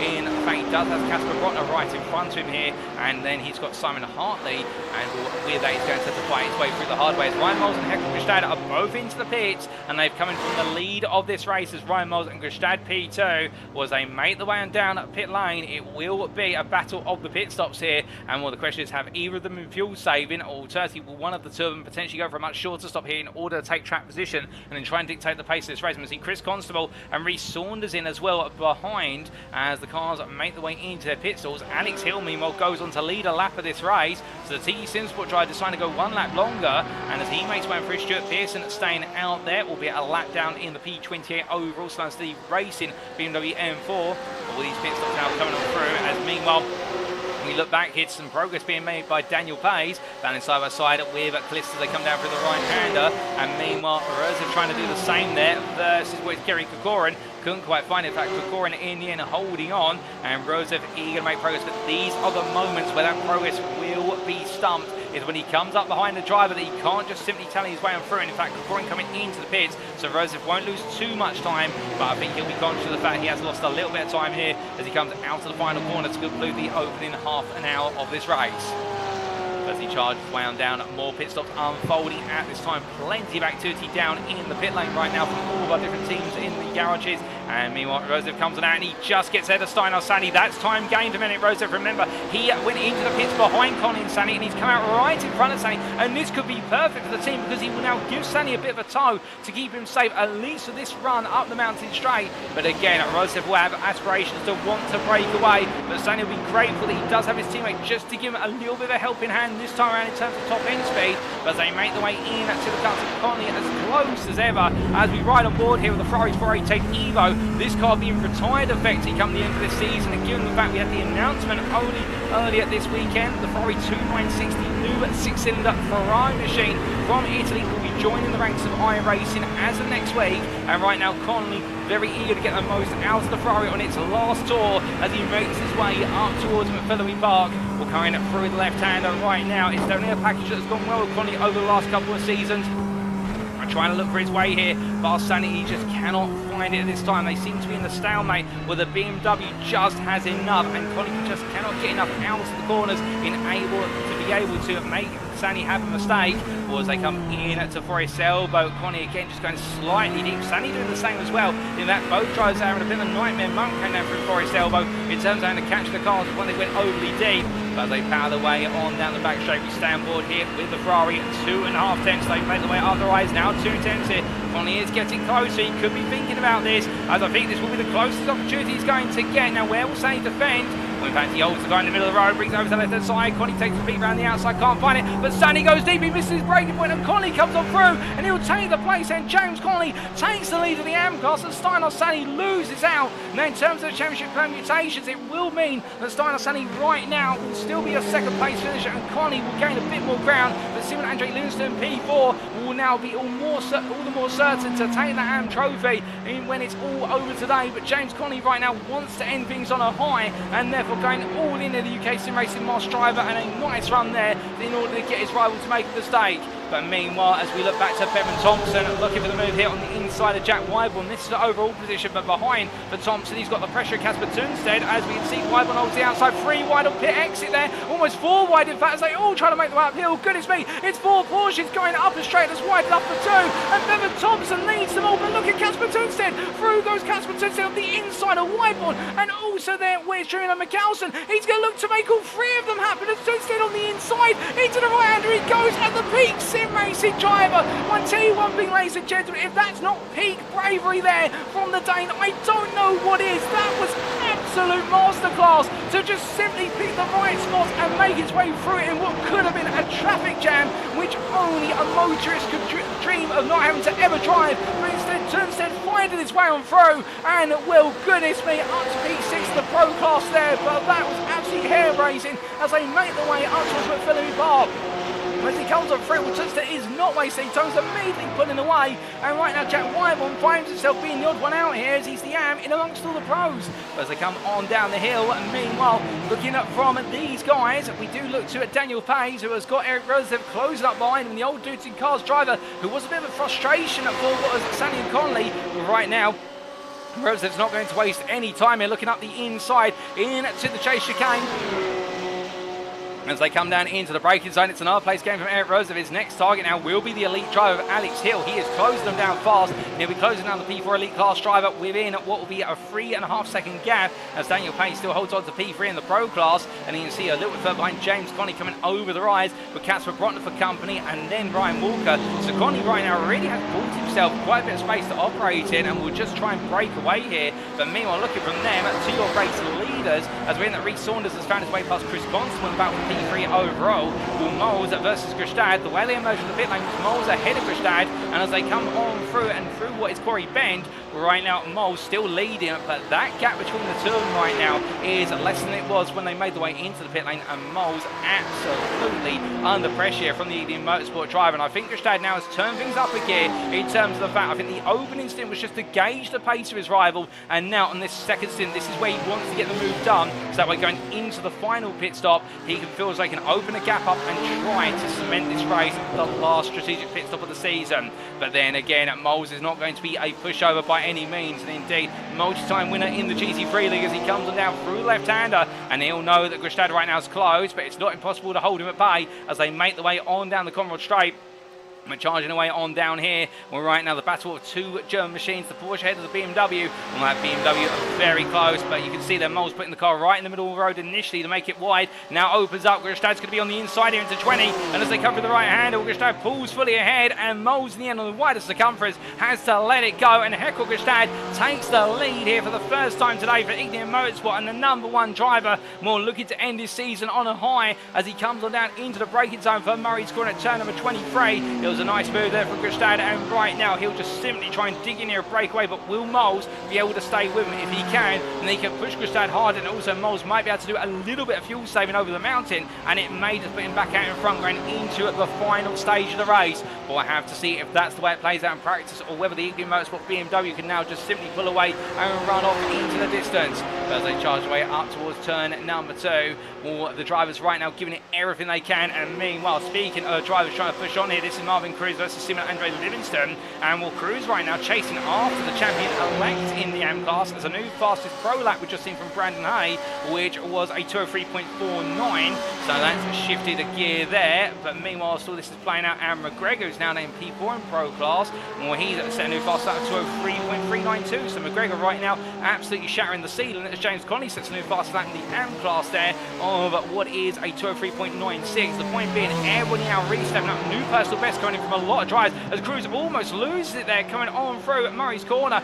and I think just a little bit too eager with the throttle pedal there, and the rear of the car not being given time to settle down with the steering rack that he applied. And as he makes his way through turn number 1, the steering angle I should say, well, Cruz was showing great pace, and I think right now Livingston's only 2 seconds away. There's no reason why the bike racing drive here can't go hunting for this, and we've seen a couple of top 5 finishing attempts from Cruz this season. Eager to take another top 5 here today, and all for it to see it happen, for the simple reason he really has been one of those drivers who at the start of the season you would have seen him battling to just finish inside the top 10 in the AM class, and well, as we're going into the second half of the season, he has been pushing to finish in those top 5s on a regular basis. He hasn't had the best luck with it, but right now looking to finish P5s a minute, but he wants a P4 here, which would be his best result of the season. As he comes up through the left-hander of turn number 4, and meanwhile, as he now tries to recover the ground he's lost, we do look a little bit further back down the order to this man, who is effectively a lap down on the field in the form of Stuart Pearce. He's 2 minutes and 1 second off the AM leader, so he is close to being lapped. James Conley is just behind him, but the slow and steady racing driver did get picked up at the start of the race in that starting procedure incident that seemed to occur going into the final corner. Unfortunately, we couldn't get a full replay of what happened there due to constraints, but still the Britain here carrying on, and that's the thing for slow and steady race indeed for all drivers here, all eager to get to the end of the race. No matter what happens, there's always points to be gained, and it's always a satisfying feeling no matter what happens to get to the very end of the race. And 9, you did hit that checker flag as he comes through the left into right here. The number 88 driver still charging on, and well, his closest target will be in the form of Simon Hartley, who is the best part of what is 1 minute and 10 seconds ahead of him. And then again, you never know what can happen until this race is all over. Whilst the tempo of the race may have dipped to a degree now, as we are really into that mid portion where drivers' focus will be more and more now on keeping the car safe. It only takes one mistake and one toe to the pit, and it can completely turn things upside down.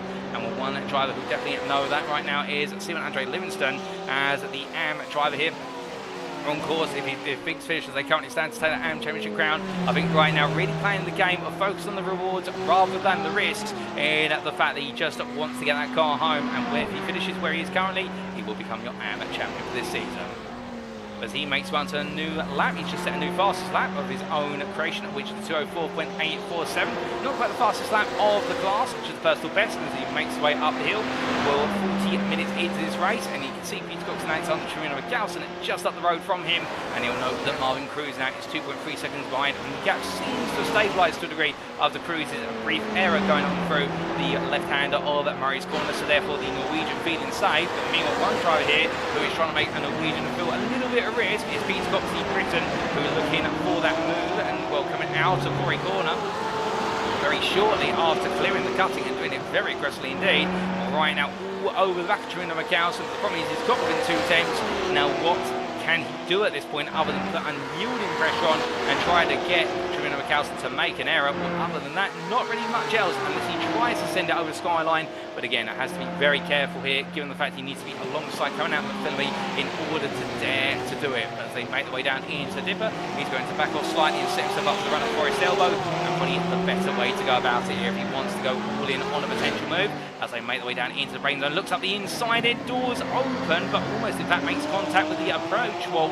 And I think they're in fact getting the better exit now. So Trevino Galson will be opening the door. I'm expecting a lunge into the corner, but then Peter Cox having to regather the car before it became a disaster. And as they make the way on down, it's going to stay as is between the two of them, and in the tow there in 2 tenths. He could go for it under braking it into the chase chicane. This would be for P17 overall.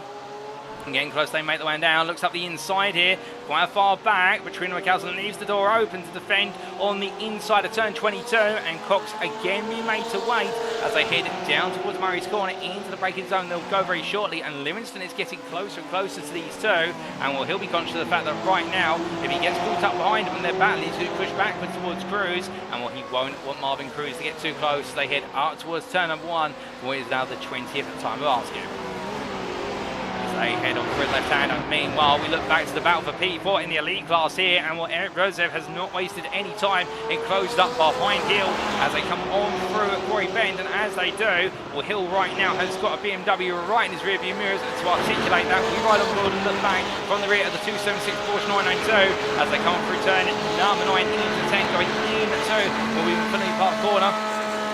As they come through the long left hand, you can see Røseth backing off for a brief moment. It's going to be the battle of the 2 Porsches here, and well, Røseth right now absolutely going all in. He wants to be on that podium as a minimum. Keep in mind, after he's made this move, if he can make it, he is then at least going to be 24 seconds off of what, in fact 20 seconds I should say, off of what will be Rhys Saunders, who is the 3rd place elite driver. So Røseth right now has got a tough task to beat, but they make the way on to Conrad. We can see here the gap is less than 1.5 tenths already. Røseth absolutely nailing the exit. Hill is going to make it as hard as he possibly can by holding the outside to run to the inside of the chase chicane, but very gradually Røseth right now pulling a nose in front, coming into the right and kink, and as they do, well, Hill there, but it's going to be Erik Røseth who takes the place.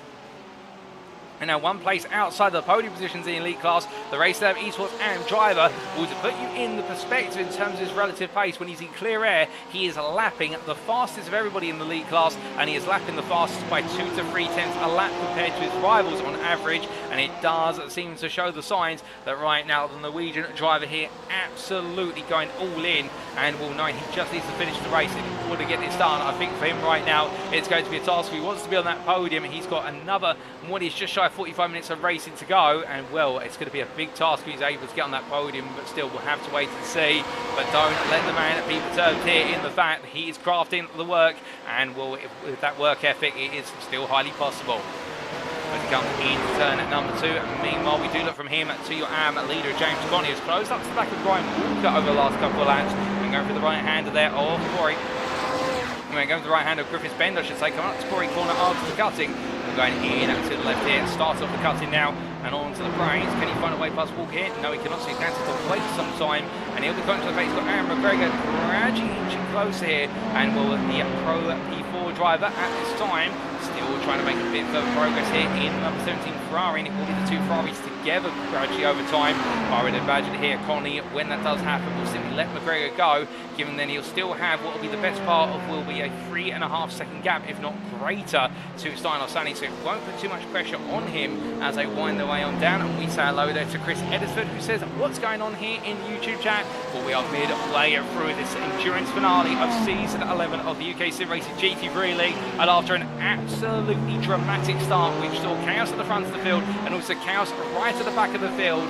Right now, we are settling in for long haul here at Mount Panorama Raceway in Australia. And, well, speaking of settling in, we don't have Stephen Andre Livingston, who right now tucks in behind Trina McGowson with a 2.5 second gap over Marvin Cruz behind. And Will Livingston definitely right now eager to make some further progress here versus the pro driver in front of him, but just find himself stumped as he gets close, but at the wrong points on the lap and coming out of the corners here, he's not close enough to then get the run on down the Conrad Straight, or indeed up the mountain straight. As they charge their way up towards what will be the chase chicane in due course, we look back to Paul Joseph Cliss. We've got a car going quite slowly there and a bit of smoke being kicked up, and we'll try and understand what exactly has happened, but it looks like somebody's got it very wrong going over what would be Skyline. I believe there's also been a lost track for Casper Brockner somewhere on his current lap, so we'll try and understand what's happened very shortly, but right now we can see Paul Joseph Cliss chasing afterwards John Doble, and look at that potential move. But I think the off-track has come in from Casper Brockner, who got it quite wrong. We will get a replay of what happened very shortly, but right now focusing here on the Olympus eSports driver of Cliss. He makes his way on down the back straight. He has 7 currently, so Simon Hartley only 2 seconds behind, and Hartley matching Cliss for pace lap to lap, whereas Doble by comparison is, well, in fact on the previous lap he lost a second to Cliss, and on this lap he's lost even more time. So the Olympus eSports driver here quite eager to look for a P6, and I believe if he was able to take a P6 in the AM class today, that would be his best result of the season. I mean, his previous best performance has been a P8 in class, so trying to go a couple further today to wrap up things on a high, and definitely a driver at the Olympus eSports team who's continuing to develop. And we have seen his pace grow from being outside the top 10 in the AM class to battling for the lower portion of the top 10, but still, little by little, he's definitely emerging as he makes his way on at the rise. Now, some may be wondering at this point, why is Hell Corner turn up one and named that? Well, there's a number of different reasons, and there's no actual one reason in terms of the actual reason that's given to why it's called Hell Corner, but the one that always stands out in my mind, ladies and gentlemen, is that when racing started at the Bathurst circuit a good few years ago, I do believe back in the 1940s, if my memory serves me correctly, particularly motorcycle racing, a lot of drivers, motorcyclists, got it wrong at turn number 1. Understandably back then, safety not being as major a consideration as it has become, particularly in later years of motorsport, particularly in the 70s, 80s and 90s years, the darkest days of motorsport, particularly Formula 1 and also other series, as Cliss gets it wrong there and taking a bit of grass, going on through turn number 8 into 9, and the rear of the car letting go, and we're there just trying to open the car up a little bit too much into the corner, and we're able to keep it pointed straight, but definitely a damaged front left side of the car. And well, now for Paul Joseph Cliss, it is going to be a long run back to the pit lane. He'll try and get it back without towing it for the simple reason he won't want to lose a lap and lose a lot of time, but just push it a little bit too hard there in the chase of what was John Doble. And well, you've got to feel from there, and the fact that will definitely knock his confidence to a degree. It does knock anybody's confidence when you get it wrong over the mountains. The next time you go through that corner, you've got to prove to yourself you can still take that corner without fear, but that will be a return to the pits, I suspect, come the end of this lap. And meanwhile, as we look to James Connolly versus what is, I believe, Aaron McGregor, with Daniel Page just behind. And well, Daniel Page has got, well, he's just been passed by Aaron McGregor. We'll take a look at how that move was made very shortly, but right now it's going to be James Connolly who becomes a little bit of a fly in the ointment here for McGregor, in the fact that McGregor's looking to try and make further progress, but Connolly is just simply saying no. But as they head the way over the mountain now, well, we have got a couple more pit stops occurring. Chris Constable's coming from the lead of the pro class, so he's taken what is effectively his second pit stop for today, and a very early pit stop for Chris Constable. I wonder whether perhaps the car was under fuel at the start, and they may be looking at a free stop here today. However, Constable now is going to have an incredibly long final stint in this race, but we ride on board and look back here from what is the 8th overall Ferrari of James Connolly as they make the way on down the hill and look into those overall standings once again. And well, as you can see, goes a little bit deep. They're coming from Boris Elba and Aaron McGregor, the P9 overall driver, P2 in the pro class.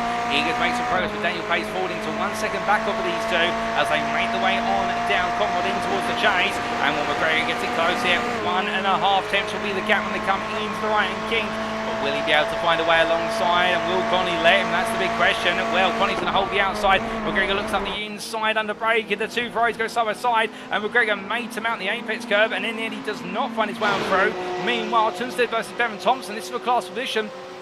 This is a P4 in class as they make the way side by side down the hill into the braking zone, and Casper Tunstead holds on for now, but Bevan Thompson coming alive here as they make the way on through, and will the Oceania driver right now battling what is as close as possible to his home race, and as they head down towards the braking zone here for turn 23, you would imagine that right now the privates here thinking about that move and wanting to get an upper hand on Casper Tunstead, and keep in mind this will swing things in the championship because Casper Tunstead has already made his second pit stop for the day, a very short stop of that, a 4.5 second stop, so it may have been just for a fast repair, alternatively perhaps for a quick splash of dash of fuel, but either way, will Tunstead at this point in time, if things were to finish as they currently stand, but keep in mind McGregor still has at least one more pit stop to go, and we're presuming that Tunstead does not have another pit stop to go, even though we suspect he will, then the championship would go the way of McGregor when all is said and done. And speaking of McGregor, we're now battling side by side, coming out of what is there, the cutting, and making the way on around the outside of through Corey Ben and Aaron McGregor. Well, now that is bold, it's brave, and it's been done,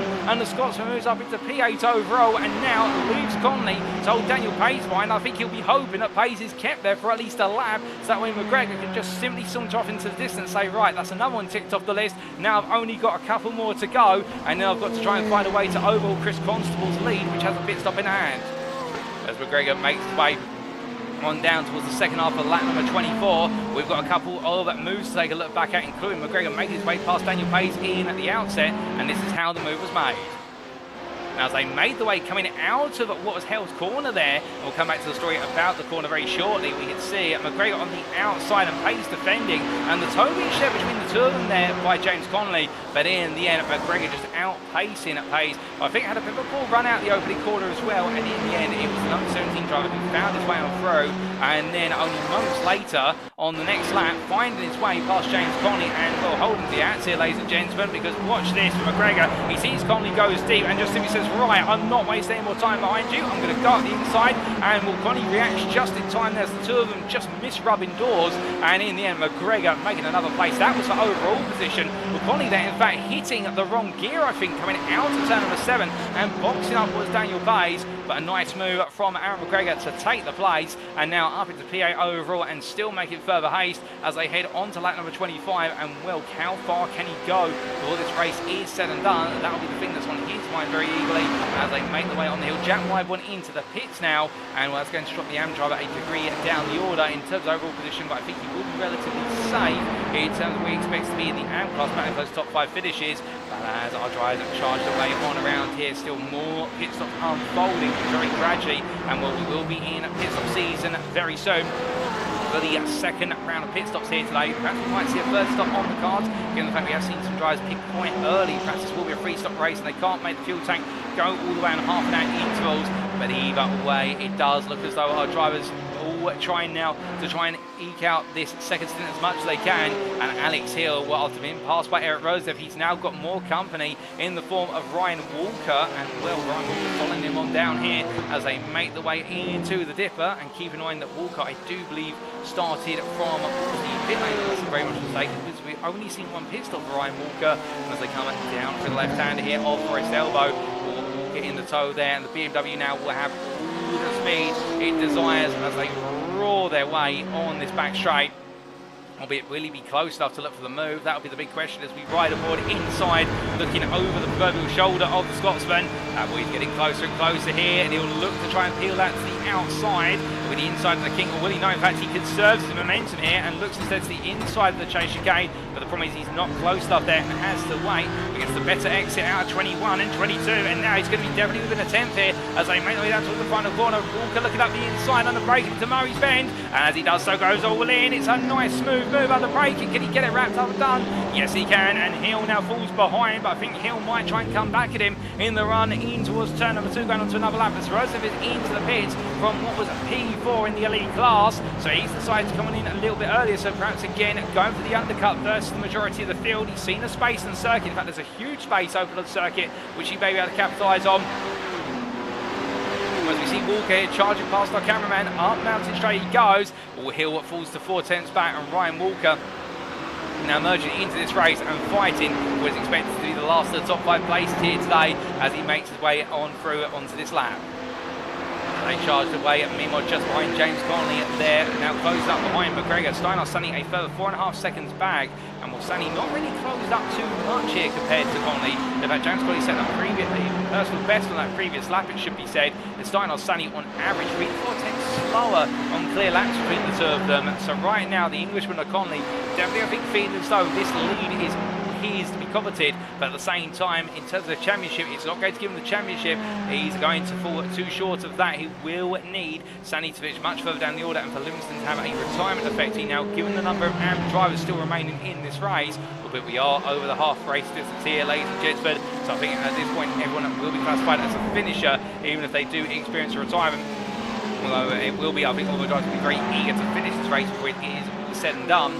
But James Connolly now tucked in behind Aaron McGregor, and McGregor now trying to look for the move on Alex Hill in return. I think the Ferrari drivers here will try and pick him off one by one as McGregor immediately on the overspeed here as they go over the bump, and now down into the right-hand king on the inside there. And Hill not fighting this too hard. Again, he doesn't need to technically, given the fact it's different classes of drivers, but the pro comes on through past the elite driver, and I think Connolly will try and replicate what was just done by McGregor, come the run up the mountain straight, alternatively come the end of the next lap as Connolly gets in very close. Hill there defends in the middle of the row. Connolly switches back to the inside, getting very close and tasty under braking there between the two of them, and I think Connolly here was hoping that Hill would let it go, and well, I think Connolly may have assumed a little bit too much if he was making that assumption. But at the end of the day, Hill's not just going to simply step out of the way for each and every driver. He'll want the driver behind to really make a point, which is, look, I am faster than you, let me come on through. And as they charge their way up the mountain straight once again, we're going to see this time whether the potential move from Connolly is 3 tenths in closing.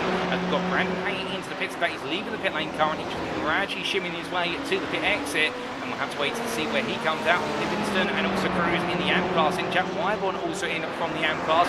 So pit stops now starting to become much more thorough from the entire field. So I think we are in pit stop territory for the second pit stop. And will we see a third pit stop for our drivers? They haven't quite been able to split this into even 30-minute stints. They've just fallen short on this second stint by looks of things. But again, it could all be part of the strategy for the majority of the field. As giving an update on that weather, what we're seeing here today, we started the day at 21 degrees centigrade ambient and track temperature, and the ambient temperature still holding at 21 degrees centigrade, but in terms of the track temperature, now up to 24 degrees centigrade. We've got a little bit of cloud creeping over the circuit, but not too much, and with the frosty old drivers are attacking the Bathurst circuit, well, the track temperature is rising gradually, but they're not going to be too worried about that, not going to feel it too much. We are in relatively cool temperatures compared to what we have seen this season, so therefore I think the track really giving a lot of grip to our drivers here and giving them the opportunity to really show off what they can do at the Mount Panorama Raceway. As we look back to Simon Hartley, well, he's coming into a bit of a difficult situation here in the fact he has already made 2 stops. The TT6 Plateau driver, but I think right now he is 1 stop down the strategy, and I think he's had to make a pit stop in order to do some work on the car in terms of repairs. But he's got Verizon front and Andre Livingston and Marvin Cruz behind, so he's in fact formed himself into a little bit of a buffer between these two belligerents who are battling for what is 4th place in class. As we're to understand it, as they make the way on off ground and going on in particular through Corey Bend right now. Hartley's not going to back down from this. He's not there just to become part of furniture on the racetrack. He'll want to try and give it everything he's got here to chase down at Livingston. And doing well, staying within a second here as they make the way in towards McPhillamy, but that gap is gradually creeping open as Livingston's starting to now get himself back up to temperature after his pit stop, as Aaron McGregor sets a new fastest lap of the pro class race in the form of what was, I do believe, a 2:03.20. Meanwhile, the fastest lap overall this race is still being held by none other than what is Rhys, well, in fact not Rhys Saunders, being held by Erik Røseth, a 2:02.43 to nearest 100, which Saunders has matched, but I believe Røseth has just improved by the thousandth ahead of Saunders. That's going to be interesting to see who gets the fastest lap of the elite class. As meanwhile, we look to Hartley here, who's been closed up by Marvin Cruz, not the fastest run in the second half of the mountain. It's the battle of the 2 Porsches here, and Cruz are very close as they head down towards the braking zone for the right-hand king. He's going to look on the inside. Hartley comes across, but Cruz is there, and Marvin Cruz sweeps on through to take back P5 in the AM class here. And with the bike racing driver, he's chosen to go in today and is still trying to chase down Livingston. And well, can Cruz find a way to take his best performance of the season? And not just that, also what will be, I believe, his first top 5 of the season. In fact, his first P4 if he can, as he makes his way up towards turn number 1. He's still got just over a third of this race to go. And well, I think bike racing right now will be absolutely jumping up and down to see him. He's really in his element here. It has to be said, he seems to just be enjoying this circuit, as meanwhile into the pit lane for what has been the lead of this race has come Håkon Grebstad, and as he gradually makes his way to the pit box, Ryan Moles has stayed out, and both of them there are going to make it almost practically half an hour on that second stint. But as we look from one of our leaders, we look to our leader of the AM class, who's still chasing after Alex Hill of James Conley, and the elite driver in front right now not giving in, and Conley in return, I think struggling just to try and find a way to do what Adam McGregor did only a few laps ago, which was to find his way through, and Conley decides it's time to pull the plug. I'm coming into the pits, I'm not going to lose any more time being tucked in behind a driver. And what a sensible call there from Conley, and he's got quite a bit of space to play with, given the fact that behind him there's a lot of space in between the drivers who are making their way onto Conrod currently, so that will give him a little bit of confidence that he'll re-emerge in some clear track. Meanwhile, Steinar Sani comes into the pits as well. The Racing Lab Esports AM2 driver comes on down here for his final pit stop, we suspect. But meanwhile, from drivers who are in the pits, 2 drivers who are out of the circuit. Well, here is Casper Brotner, who is chasing after Nathan Scott. And, these two making their way on down Conrad right now, and the pro driver chasing down the elite driver here as they head in towards the right-hand kink. And Nathan Scott being P8 in elite class, the last placed elite driver currently, and the Empire Motorsport driver. It has definitely been a tough race for many, himself included in the number 13, but as he makes his way up towards turn number 23, we're heading on to the brakes right now. And Casper Brotner, I think we're trying to get the signal through to him, look, let me go, I've got a lot more pace at this point in the race compared to yourself, but will he let him go? That's the question.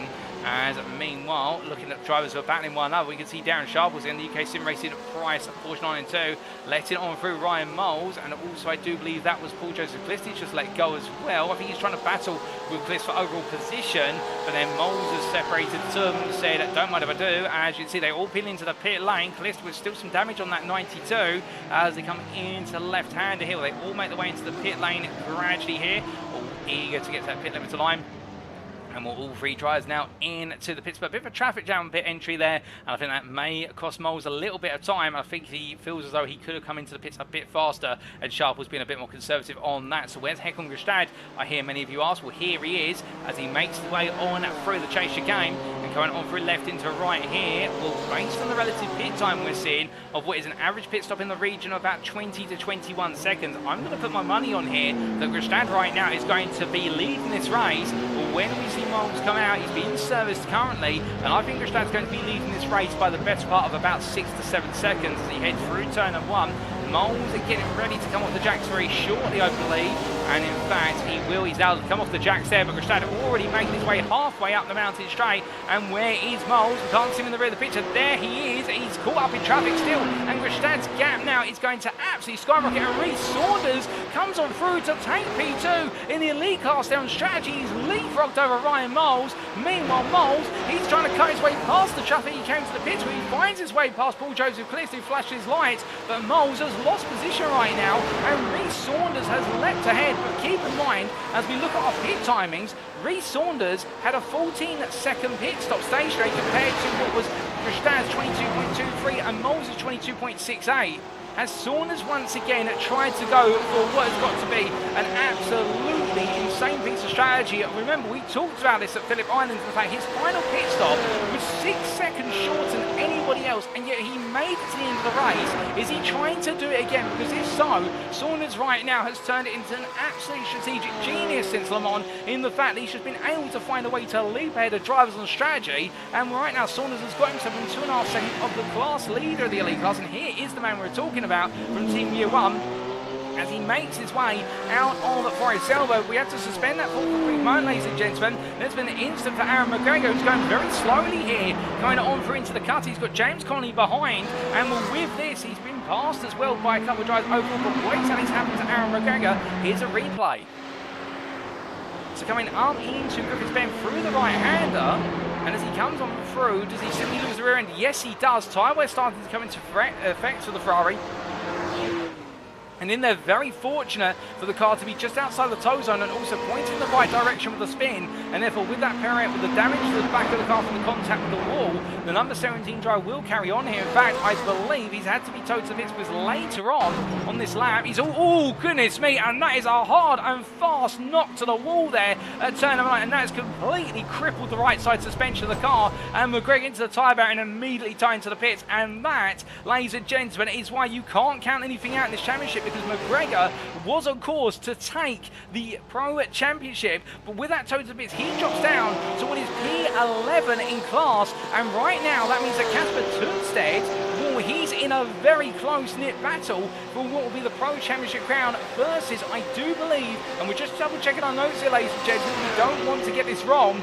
Well, it won't be Darren Sharples, who's all the way down in P10 in class, but if Brandon Hay can find a way to gain, well, in fact, he's in the right place at the moment, he's leading. If he can find a way to get the fastest lap, well, Tunstedt right now would need to finish a bit further down the order. He needs to finish one place lower, but that Pro Championship right now is on the precipice of going the way of Brandon Hay. Believe it or not, with the fact that Hay is leading this race and Tunstedt's down in P6, albeit we've still got some pit stops to go, we could see Brandon Hay pull off an absolute miracle here as an outside contender. It's not over yet. And speaking of the man who right now, I don't think he's going to be aware of it. I don't think the Newbridge Esports team will tell him, so they won't want to feel any more pressure than he's already under. With the fact he's got Erik Røseth immediately behind and then Chris Constable, and Constable's not going to simply step aside here. Constable doesn't have an opportunity to win this championship, but at the same time, the UKSimRacing Motorsport wants to go for gold here today in terms of winning. But as we continue to try and do the mathematics, we'll get back to you in shortly with an accurate reading. But I do believe that Brandon Hay right now, things as they currently stand, he could be champion, albeit by a point, or it could be result countback that gives it to him. And well, we'll inform you on that very shortly, but that's how close it's going here as he makes his way on down for his elbow. But with Røseth right behind, you would imagine here that things are getting absolutely close between the two of them, and therefore it is becoming a thriller in the fact that Røseth wants to make progress, and Constable will also look to do the same as they charge the way on down the back straight. Well, we can tell you, ladies and gentlemen, with regards to those points, in terms of those finishing positions, it would be a 40 points to the win for Brandon Hay. Meanwhile, Tunstedt in P6. In fact, he's moved up to P5 ahead of Bevan Thompson. So with that P5 currently, that would put him on what would be 32 points for the finish, if I remember correctly.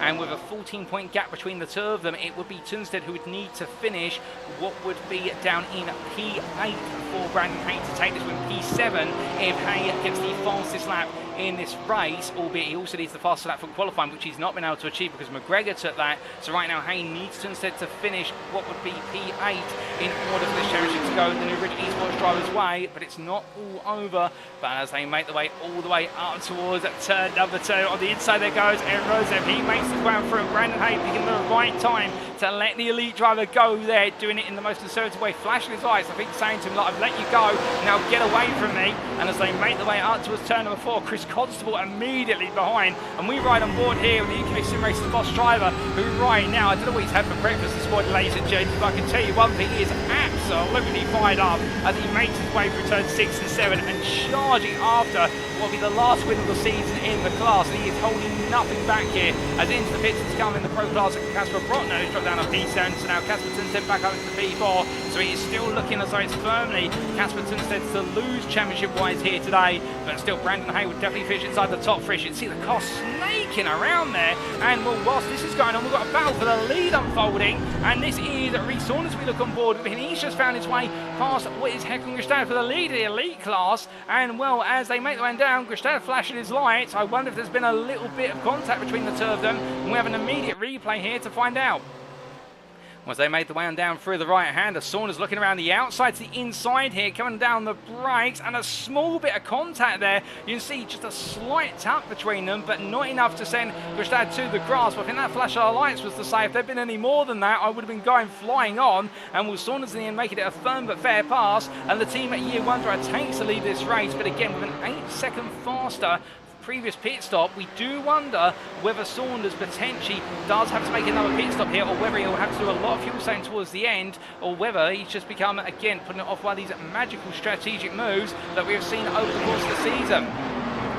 As they make the way on around here, well, Grebstad will try and stay with him as long as possible, and that's the thing that Grebstad's got to do now, is he can't let Saunders get away, because if he does, then we start to see what Saunders' game plan is, as he'll be able to play it out his natural pace. What Grebstad wants to, he needs to stay within a second as a minimum, ideally within 6 to 7 tenths over the remainder of the laps of this race, because then Saunders has no means of really backing off, because if Saunders is planning to lift and coast in the last few laps of this race, Grebstad will be able to capitalise on it immediately, and that's where the team Year 1 drive. Could be doing some fuel saving in order to help himself out. But again, it's a long way to go and a lot of fuel used here in order to accelerate up and down from the mountain. But we'll have to wait and see what exactly Saunders has got up his sleeve. As meanwhile, further down the road, we still do have that battle for the lead of the Pro class, which we were watching at the time of the move for the lead of the Elite class and the overall being made. And well, Brandon Hay here caught up behind Mark Johnson, who's a lap down. There's contact between Hay and Johnson as they make the way on through what was there McPhillamy Park, and will Brandon Hay getting a bit too close for comfort, and Johnson being turned around in towards the wall almost there. And well, right now I think Johnson's still going, but it's a damaged Mercedes, and well, Mark Johnson's luck cannot be getting any worse this season in the fact when he hasn't had the pace in the Mercedes. And oh goodness me, it's into the barrier there, and meanwhile Rhys Saunders is into the pit lane as I look out my commentary booth window. So Johnson in a damaged car, Saunders is in, albeit he's now set the fastest lap of this race, albeit on pit entry, so I'm not sure that's going to be a valid fastest lap technically, as Håkon Grebstad goes on through to retake the lead of this race. Now, is there a third pit stop in the cards here for all of our drivers, or is it on a threshold of you fuel saving enough, then you can do a 2-stop here? Well, Grebstad right now showing no sign to worry, but I think Saunders may have bitten off more than he can chew with that short second pit stop. We'll have to see, but Grebstad in return, the Indian Motorsport driver now, he has got a 15.5 second gap effective to Ryan Moles in P2, and he is just trying to sail away with this. As meanwhile, up into P3 is Erik Røseth. He goes into a podium position as Saunders leaves the pit lane. The only thing I can think of here is that Saunders right now with what will be a car that's going to have its fuel topped up with a 17-second pit stop and a new set of tyres put on it. I think they'll try and put 1 or 2 new tyres on given the time they've got available. Could he be going all in here for an attack?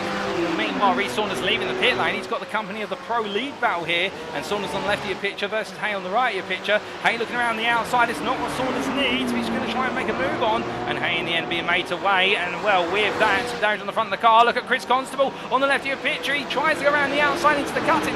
Cuts it back here. He can't quite find it, but Constable very eager to find a way on through, knocking on the door of Brandon Hay and asking, is there any room for me? And Hay saying, no, there's not. But right now, Constable all over the back of him. And as they come through turns 5, 6, and 7, knows that's how they go here. And Chris Constable right now, 20 minutes plus the final lap on the clock. And as he makes his way over the mountain once again, you can see a bit of a graze to the wall there for Brandon Hay. Well, that BMW M4, definitely not the same car it was after the contact with Mark Johnson. And Mark Johnson, to put you in the frame of mind, I believe has recently come into a bit of further repair work. So right now, Constable knowing that he has got an opportunity here with a wounded BMW in front of him in order to try and make a bit more progress, but where can he get it done? And hey, this time we'll have the slipstream of Saunders with him, so therefore that will give him a bit more of an opportunity. I think for Chris Constable, he's going to have to wait, watch and listen as they make the way on down the back straight. As they charge the way on down. Meanwhile, in terms of other battles on circuit, well, this is the closest class battle on circuit. In fact, we do also have a couple of battles in terms of overall positions, including what is the battle for P8 overall between Alex Hill and James Connolly, and we'll take a look back at that very shortly. In fact, we can take a look at it now, and here it is as the two of them make the way on down towards Conrad, and well, as they charge their way, Connie's still there. I think he'll be grateful for the fact he has Hill to put him along and just give him safety, and these two actually match each other on pace now. I think Hill has re-established the pace that we saw earlier on in the race, as new fastest lap overall, a 2:02.206 from the elite driver Erik Røseth. Connie up the inside here, goes for it very late in the day, gets it stopped in time, and in the end, well, it's a smooth move from James Connolly, and Alex Hill, I think, seeing it coming and decided, you know what, he's earned it this time, I'm not going to fight it. And the 46 driver here, your AM leader, well, if the results finish as they currently stand, it will be Simon Andre Livingston who becomes your AM champion. But James Connie will be ending on a high, and well, he will be finishing inside, well, I don't think he'll be finishing inside the top 5. The Jack White one is a lap down, but James Connie will be ending the season on a win, but it will still be a P6 when all is said and done in the championship. So Conley, well, he's just trying to have one that last gasp, happiness here in terms of ending the season on such a positive note. But as they charged away, still time to go, and this is not over yet. Again, we keep saying about how the championship permutations could be, but remember, that's if things finish as they stand. They're not finishing right now, and we've already seen one of the biggest names fall out of contention in the Pro class, and that was Aaron McGregor, who got it all wrong coming through turn number 9 and has seen his Pro Championship crown dashed currently. As meanwhile, we've lost Chris Constable there behind Brandon Hay, and I've just heard a bit of a skidding noise in my right ear cup. What exactly has happened to Chris Constable? He's been jumped to the pits, I do believe, in terms of being towed. We take a look back. Looks to make it his way over through, but Philemy here, and as he comes through left-hander, the rear car snaps loose. He tries to correct it, but overcorrects it in the process, and at that point it becomes a pendulum, and well, you've got nothing to do other than let the car go, and Chris Constable immediately tied to the pits as per the time procedure, and that means that the UKSimRacing Moss driver falls by the wayside there. He's still in this race, but now another one falls, and well, not to quote the song from Queen due to copyright, but you can imagine what those lyrics are, as another one bites the proverbial dust, if you will, and well, Brandon Hay continues to charge on here, knowing that the lead of the Pro class right now stands with him, and it stands at a 40-second margin ahead of Kasper Tønsted. It's not going to be enough to become Pro champion, but he'll feel as though this is a champion's drive today if he can keep it all together for the remainder.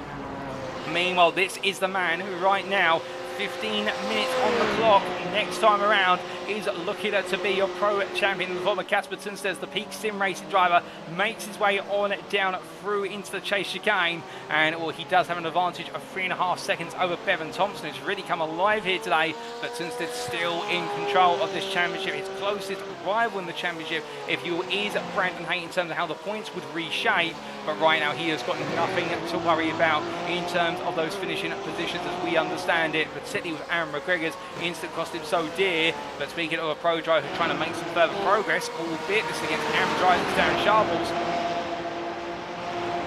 as he sits close behind there, Simon Hartley, the AM driver, just to run the P6 AM driver, and behind them they've got Erik Røseth, the third place elite driver, who's trying to lap the pair of them. Once they make the way down Sharples, a lot of apex curve there, coming down through turn number 12 into 13, and just keeps the car pointed in a straight line. I thought the suspension was going to let go there in terms of the bouncing of it. Paul Jones is only a second off of these guys as well, and Røseth right now, well, he's giving them all the patience over the mountain. I presume that patience is going to run out as it goes very wrong there for Sharples into the wall, and Røseth makes contact, albeit unintentionally. He had nowhere to go, and meanwhile Rhys Saunders comes on through here, and Røseth right now has not got any speed. He's had it all taken out of the car. Saunders is catching up. You see Røseth immediately plants the car in the middle of the road to say to Saunders, pick a side and I'll do the other, and as they make the way down, Saunders here is going to come back for P3 as he looks around the outside there, and there's nothing Røseth can do. It's drama, and right now Rhys Saunders takes P3 back in the elite class here, but what a way for it to go wrong for Erik Røseth. And I can tell you one thing, for our elite leader right now, this race seems to be the bane of his championship, and bad luck seems to follow him every corner he goes to. Afterwards the race start, and now that, well, he's going to be chasing after Saunders, but it's going to be hard to find his way back past the Team U1 BMW M4, which has made one extra pit stop compared to its peers. It's got a full tank of fuel, and on top of that as well, it's probably changed a tyre or two to give it a little bit more of an advantage in terms of grip. And these guys are the best part of which 15 seconds of a P2 Ryan Moles, so therefore they're locked into this battle for P3 until this is said and done, albeit right now it's going to be Røseth who's trying to come back as they make the way up the hill.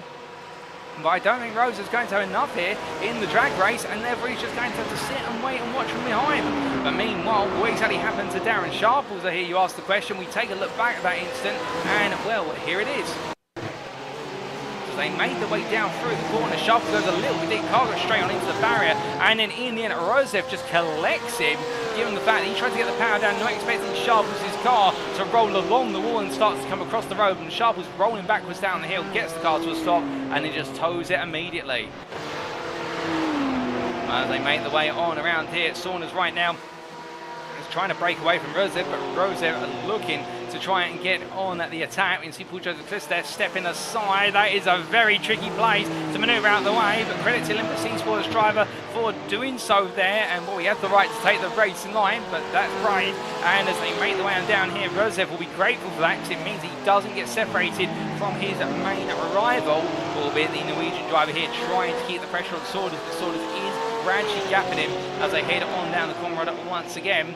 But as they charge the way on down, we look from them to Alexander Trevino McGowson, who chasing after Simon Andre Livingston as they make the way up towards the cutting here, and will these two separate classes but battling for P14 as they make the way through turn number 4.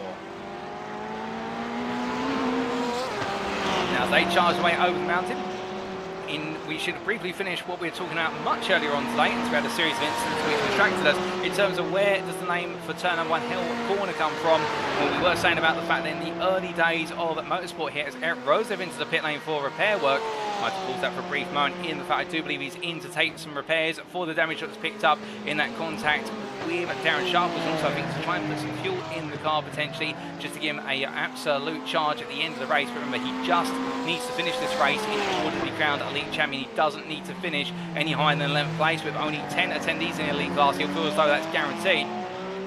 But then coming on to the hell corner, in the early days there were a number of fatalities at turn number 1, and in particular for motorcyclists there was quite a few, and the idea was that if you did perish at turn number 1 in an instant, then you would go straight to hell, and that is where the name of the corner come from in terms of Hell's Corner.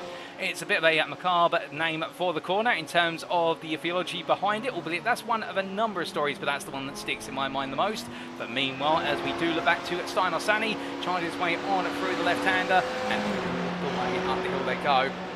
We can see the question there from Chris Edisford in terms of if it stays like this, who wins in terms of the championship? Well, we can tell you right now in the elite class, it will be Erik Røseth, because he needs to finish P11 or higher today in order to take the elite championship. And he's definitely on course. He's guaranteed a P8 so long as he gets that checker flag, even if he ends up in multiple instants. In the pro class, it will be Kasper Tunstedt, the second place driver in the pro class right now, who'll become your champion after Aaron McGregor's unfortunate instant from what was the effective lead of that battle between him and Tunstedt. And then in the AM class, it will be Simon Andre Livingston, who's third place, will keep him ahead of Steinar Sani, who will become home second place, with Satinder Dienst's retirement early on in the race, being a major upset in the AM Championship. So that's how it currently stands in terms of who our potential winners are. But we're looking here at Steinar Sani, and well, he's got the BMW M4 of Empire Motorsport's Nathan Scott right behind him as we jump on board here with the Empire Motorsport machine, which in turn does have the UKSimRacing Peter Cox behind him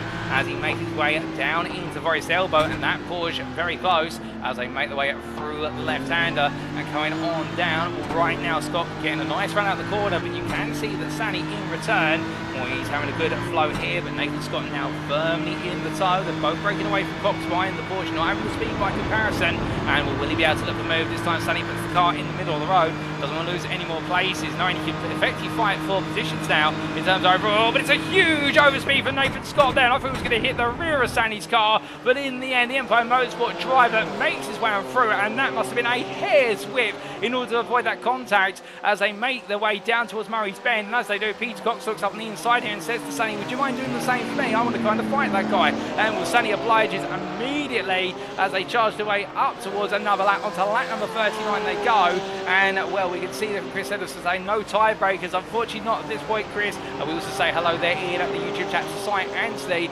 who's saying that poor Eric, things are not going his way. And also we say hello there to Year One at TV, who's cheering on Rhys Saunders there, all part of the team at Year One outfit. And it's good to see so many of you tuned in and continue to give your thoughts in the YouTube chat. And well, remember, don't be shy, feel free to let us know what you're thinking so far, and in terms of what you're expecting in the last 10 minutes of this race, including that final lap, as we've got 9 minutes left on the clock, as Daniel Pace moves back up to P4 in the pro class, with Bevan Thompson in for what will be a third pit stop today. And a lot of drivers, it would seem, struggling to make the fuel last more than 30 minutes, or just around 30 minutes. So I wonder if we will see a late dash of a number of drivers into the pit lane for that final lap in order to get the fuel. And well, as they charge their way up towards turn number 2, we're going in for the right-hander here. The Portuguese of Daniel Pace in a bit of a lonely position right now, but still this P4 will definitely cement what's been a fantastic debut season in the pro class after his promotion from season 10 of being our AM champion. And well, it just goes to show you here in the fact he's had to step it up, and he has stepped it up admirably as he winds his way now out of the cutting into Corey Bend. And as he does so, most of the battles now have subsided for a degree of time. But as we look to those overall standings here to show you how everybody fits into the picture, Brandon Hay into the pits from the lead of the pro class, and well, here he is, he makes way in, really charged on in there and just stops the car in time. Well, the Newbridge Esports driver, I think he'll be told that you don't need to risk it, given the fact that you are a huge portion of the time ahead of the rest of the field. But I wonder here whether he's worried about the fact that other drivers around him may not need to make a pit stop, whereas he is. And well, to be fair, he can use this as a safety stop to make sure he's got enough fuel to get to the end of the race at the scale of fuel capacity. In the fact, to Kasper Tunstedt, he does have with an advantage currently in the best part of about 38 seconds. So the Newbridge Esports driver, as he takes a quick stop there, and that is a safety stop. That's 11 second station. That's to give him the fuel to go to the end, so therefore not fuel saving enough. And now he can just return to the field in P8 overall and just carry on his merry way. As now Steinar Sani's come into the pit lane from what was the lead of the AM class, and we'll see when Andre Livingston a further 20 seconds behind. Well, he makes his way in now, and a very slow entry there for the Racing Lab Esports AM driver. He knows he doesn't need to do anything special here. This is all wrapped up as long as he gets the car home. He doesn't want a drive-through penalty. He doesn't want a stop and hold penalty. He just wants to get this all said and done. Steinar Sani with a very quick stop, 5.45 seconds, making sure he's got enough fuel as well. So I think we are seeing a lot of drivers who couldn't save enough for that final stint just creeping on into the pits now in order to get that last little drop of fuel. But meanwhile, looking for two AM drivers for battling for the podium. To our AM leader, James Connolly. Well, he is leading right now by a margin that's absolutely eye-watering, it must be said, in the AM class of the best part of 30 plus seconds, and absolutely in control of this race. Albeit he may have to make one late pit stop, but to be fair, as he's seen his rivals make a pit stop, he'll now know that he has that safety there, and therefore he could affect it at the end of this lap. Decide he just wants to come into the pits and not risk it. As he comes on down through for his elbow, Alex Hill right behind him. Well, I think Alex might be raising the eyebrow here, seeing the fact that he's closed up behind the UKSimRacing boss driver and thinking, okay, well, you got ahead of me earlier, but now I'd like the place back. But meanwhile, speaking of places being made here, that's Peter Scott's getting ahead of Nathan Scott, and will these two battling for P9 overall and what is P7 in the elite class, the last of the elite class places on the order of the circuit right now, the two retirees of the class, and will battling side by side they go. It's going to be what is there's Scott on the left, you picture Cox on the right as they come into the right and King, and as they do, Cox isn't backing out of this. It's going to be side by side down into the chase. Cox there out break of the BMW, but goes a little bit deep. There's going to be a cutback run from Scott. And this will run up towards Murray's Bend now as they make the way in towards the next braking zone. Neither driver back it off here. Cox defends on the inside, and well, it is a good amount of authority down the inside. It's Scott looking around the outside, and Cox holds it firmly as they make the way into the start finish straight. But as they do, we can see that Nathan Scott right back in close behind now as they head into the braking zone and trying to look for another opportunity, I reckon, up the mountain straight. As he charges out, you can see Brandon Hay off into the distance, so this will be down to how to get the exit and the pursuer in the form of Scott getting the toe there off of the back of the Porsche 992 of Cox. But as they make the way there at the halfway point now, up the mountain straight here as they go over the rise and underneath the bridge, and as they head in towards turn number 2, all Cox they're coming off that defensive line. Through the right-hander he goes. We are hearing the Jack Wyman's had to be towed to the pits quite recently due to an incident of some description, and also for Darren Sharples the same. In fact, Darren Sharples has just had a spin, not a tow. We should correct ourselves there, but Peter Cox holding on for now. But what exactly happened to Jack Wyman to encourage the CPA Racing driver to be towed to the pits? Well, here's a replay. We're going on through turn number 9 to 10. And then, oh, goodness me, and the car snapping to the right there.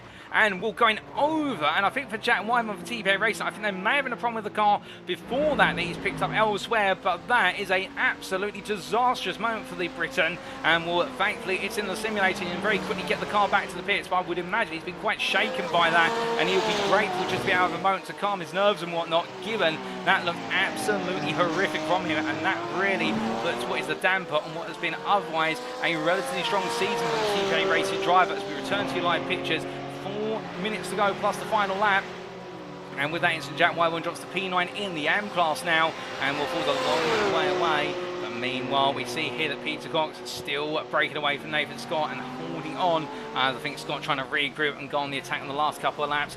Ryan Walker in the pits right now. He'll drop to P5 in the elite class, with Erik Røseth moving back up into P4, and Røseth the best part of what is 26 seconds behind Rhys Saunders. And meanwhile, Nathan Scott into the pit lane. He hasn't got enough fuel to get the job done, and what we did say earlier, we might see a few drivers sneak into the pits before the final lap, and we're seeing that definitely from Nathan Scott here as he creeps his way down pit lane. And as he does so, will anybody else do the same? Well, Paul Joseph List here, meanwhile trying to enjoy some more battling versus Devon Thompson, and the Olympus eSports driver. Also got Simon Hartley only 1.5 seconds up the road further, and that means the Briton could be eyeing up a P6 in the M class today, but he's got to find his way past the Pro first. As they wind their way over the mountain at this time around for the 42nd time of asking. And well, definitely the mountain has claimed quite a few drivers today in terms of ending up their races prematurely, but not for Paul Joseph Cliffs, who definitely has had a solid race. He did have one moment where it all went wrong. Keep in mind there was that knock to the barrier coming out of turn 8 into turn 9. We dipped the rear right tyre onto the grass. He is able to nurse the car back to the pit lane, so he has made was that extra. In fact, he only had 2 pit stops, so he didn't come into the pits immediately from that, from what we're now gathering. He actually carried on for another 3 or 4 laps and then pitted, and that is testament to the fact, well, he decided not to let it upset his strategy, and well, a gamble, but it's a gamble that seems to have paid off here, as he is still on the lead lap of the AM class. And in P7, so on course one of his best performances of the season here, no doubt about it. But right now, Simon Hartley just gradually coming into his hands, but there's only 2 minutes to go here, and there's not going to be too many more laps remaining. But we could have a question here of who's got enough fuel before needing to come in, and could we see any more surprises? And well, speaking of one big surprise, ladies and gentlemen, we look to your AM class leader, James Connolly. He's got Alex Hill behind him. Now, you might be wondering at this point, where is he overall in this race? He's currently P5 in this race, and well, James Connolly has pulled off some magic in past seasons in the AM class, but right now he is putting off an absolute spellbinding moment here. If he can finish inside the top 5, I do believe he will be the first AM driver in the UKSimRacing GT3 League history, unless I'm mistaken, to take a top 5 finish. And as soon as I say that, he comes into the pits, and well, history is not going to be made right now. Goodness me, I made to mark my words once again as he winds his way into the pit lane, but still, for James Connolly, it just goes to show you how thorough his performance has been as he makes his way on in.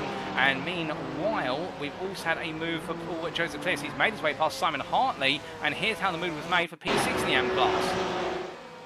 And Hartley there backing off to let Bowman Thompson go, and Cliff switching back to inside it. So an opportunistic move, and a nice one for the Eleventh esports driver, moved up inside to take the place. Well, as we now look back to live pictures, ladies and gentlemen, we only do have what is 1 more lap to go after this one. And here is your race leader, Håkon Grebstad.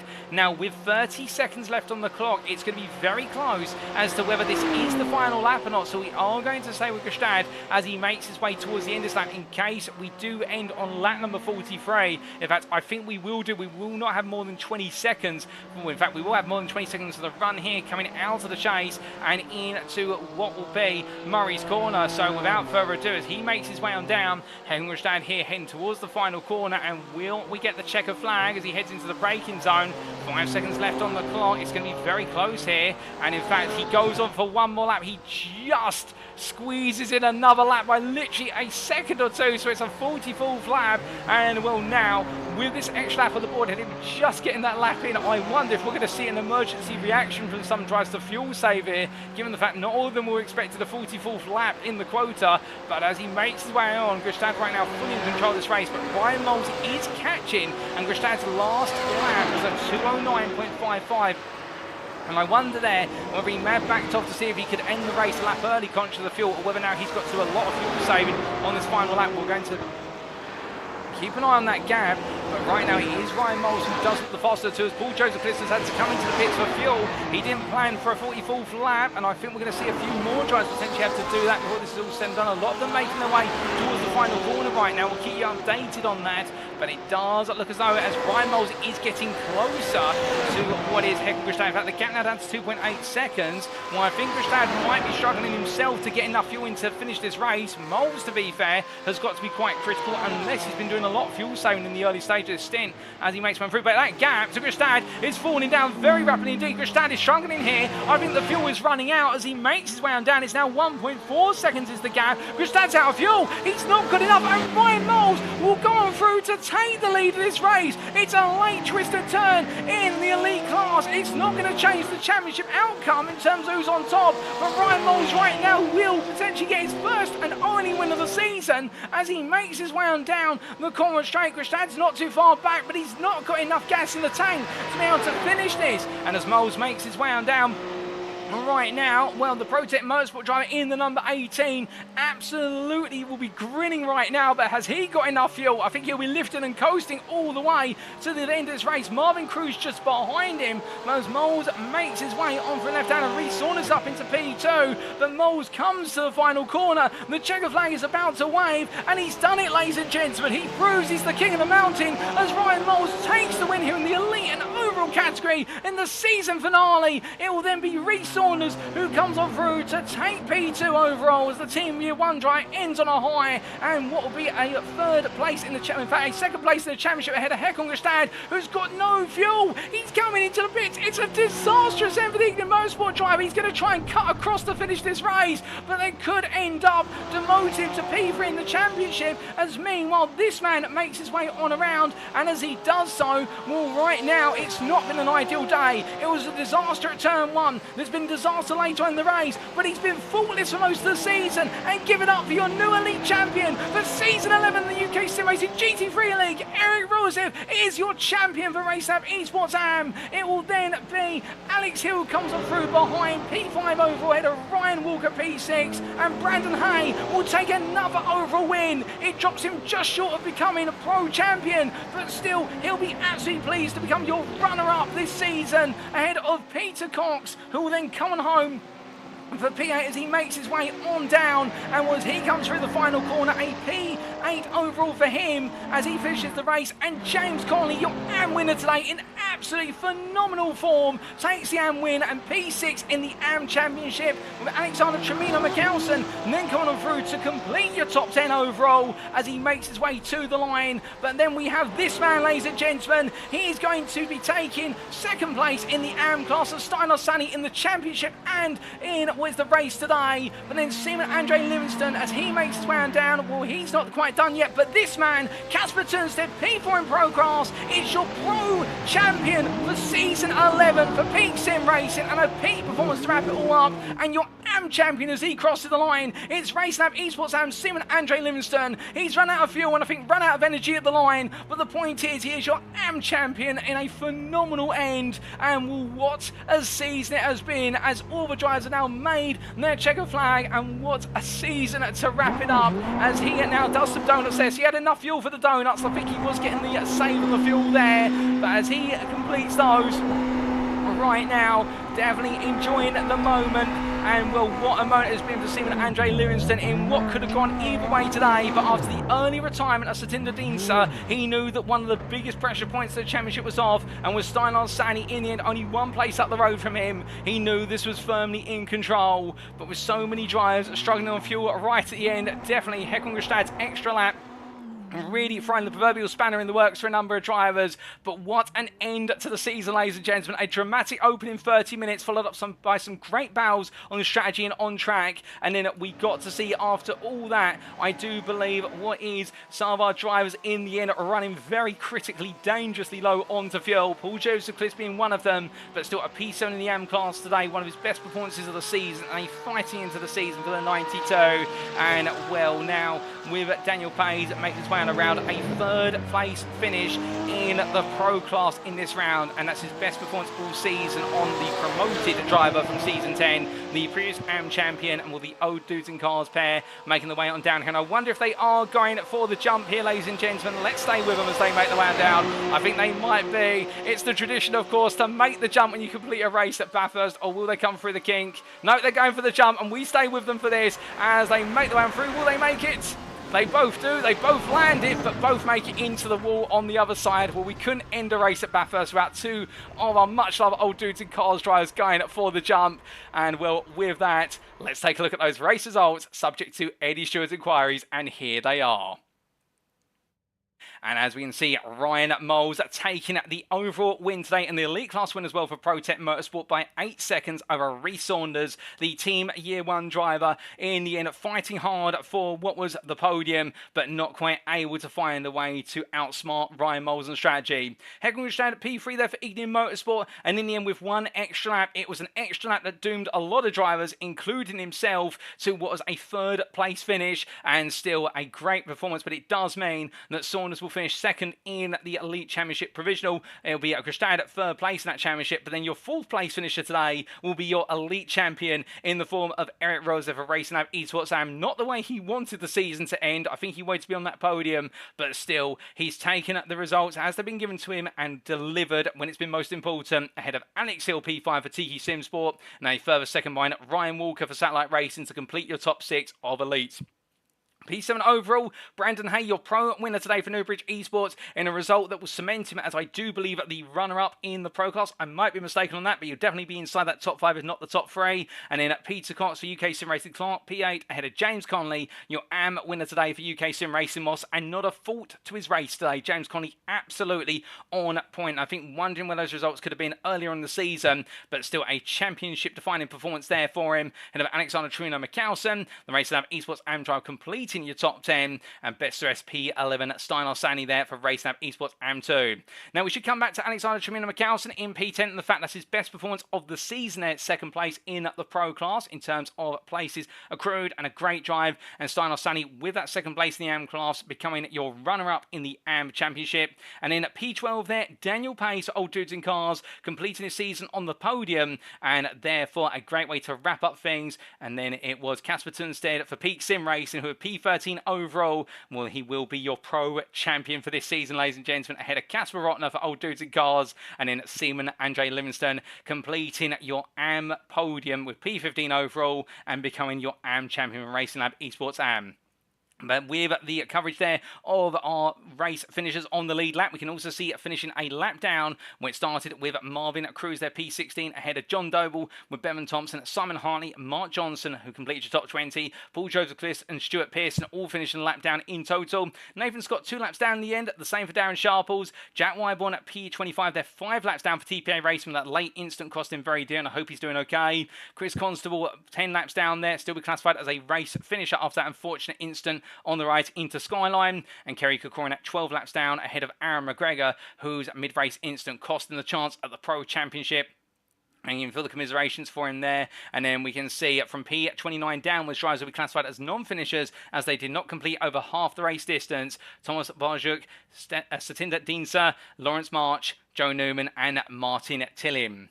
But now as we come on to what is the elite class, we can see here Ryan Moles taking out the win by 8 seconds at the end for ProTech Motorsport over Team Year 1's Rhys Saunders, with Håkon Grebstad round off the podium for Ignium Motorsport there, a further 17 seconds behind, almost 18 seconds behind. And then Erik Røseth a further, 26 seconds down the road, P4 for Race Lab Esports Sam. He won't be on the podium celebrating with the champagne, but he'll be celebrating something much more dear to his heart, which is that championship crown and the #1 status.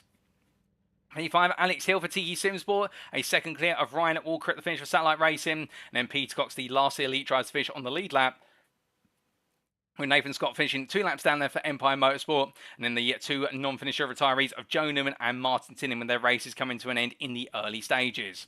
Then coming on to the pro class. And as we can see here, your winner, Brandon Hay, by almost 30 seconds for Newbridge Esports over Alexander Truno McCalson's Racing Lab Esports and Machine. And then Old Dudes in Cars, Daniel Pays there, P3, completing the podium finishers. But in an analogue, if you will, to the elite class, our champion in the pro class, Casper Tunstead at P4, not on the podium, but the Peak Sim Racing driver won't quite believe it when he's told the news, and finishing 3/10 clear of Casper Brotner. The 2 Caspers coming home together there, and the Old Dudes in Cars drive rounding off the top 5. Bevan Thompson a lap down, P6 the privateer, and was a strong showing, but misfortune catches him out in the late stages. And Mark Johnson, the bad luck has plagued him this season, and the UKSimRacing Clark driver, admirable efforts in the Mercedes, but a P7 there at best. Darren Sharples, P8, 2 laps down for UKSimRacing Price, head of with your first retiree of Chris Constable for UKSimRacing Moss, and then Kerry Corcoran at 12 laps down for Downforce Racing, Aaron McGregor 11 laps down. Well, in fact, 14 laps down, I should say, P11 for ProTech Motorsport. They'll all be classified as finishers, and well, congratulations to all of our drivers there. And then lastly, coming on to what is the AM class, we can see here with James Connolly, your winner for UKSimRacing Moss by 14 seconds in the end over Steinar Sani, with the Racing Lab Esports AM2 driver heading on home, a P2 finish in the AM Championship ahead of his sister team driver, Stephen Andre Livingston, who is your AM champion for Racing Lab Esports AM. And then finishing a lap down outside of the podium, Marvin Cruz P4 in his best performance of the season to take a P4, and the bike racing driver will be absolutely joyous at that one, I bet, with John Doble for returning to some of the earlier season form with a P5 there for TQ Simsport Kimmy, and then Simon Hartley just outside the top 5, P6 ahead of Paul Joseph Cliss P7, with Stuart Pearson rounding off the AM drives to finish the lap down in P8 for Slow and Steady Racing. 5 laps down, Jack Wyborn there for TPA Racing, and he'll be the last classified finisher of the AM class, and then the 3 retirees of Thomas Barjuk, Satinder Dinsa and Lawrence March to complete your standings. But with that, ladies and gentlemen, that wraps up our recall of the finishing positions, and it wraps up all of our racing here today at the Mount Panorama Raceway. But don't be surprised, because we've got plenty more to come in today's broadcast. In the fact, we do have our post-round interviews coming up, and then we are going to take a look at those finalised provisional standings, subject to any short inquiries. And after that as well, we also are going to be revealing what's coming after this season of racing, and we'll stick around for it because we've got something very special coming up. And well, speaking of coming up, we'll be right back in about 10 to 15 minutes for those interviews. We'll see you very shortly.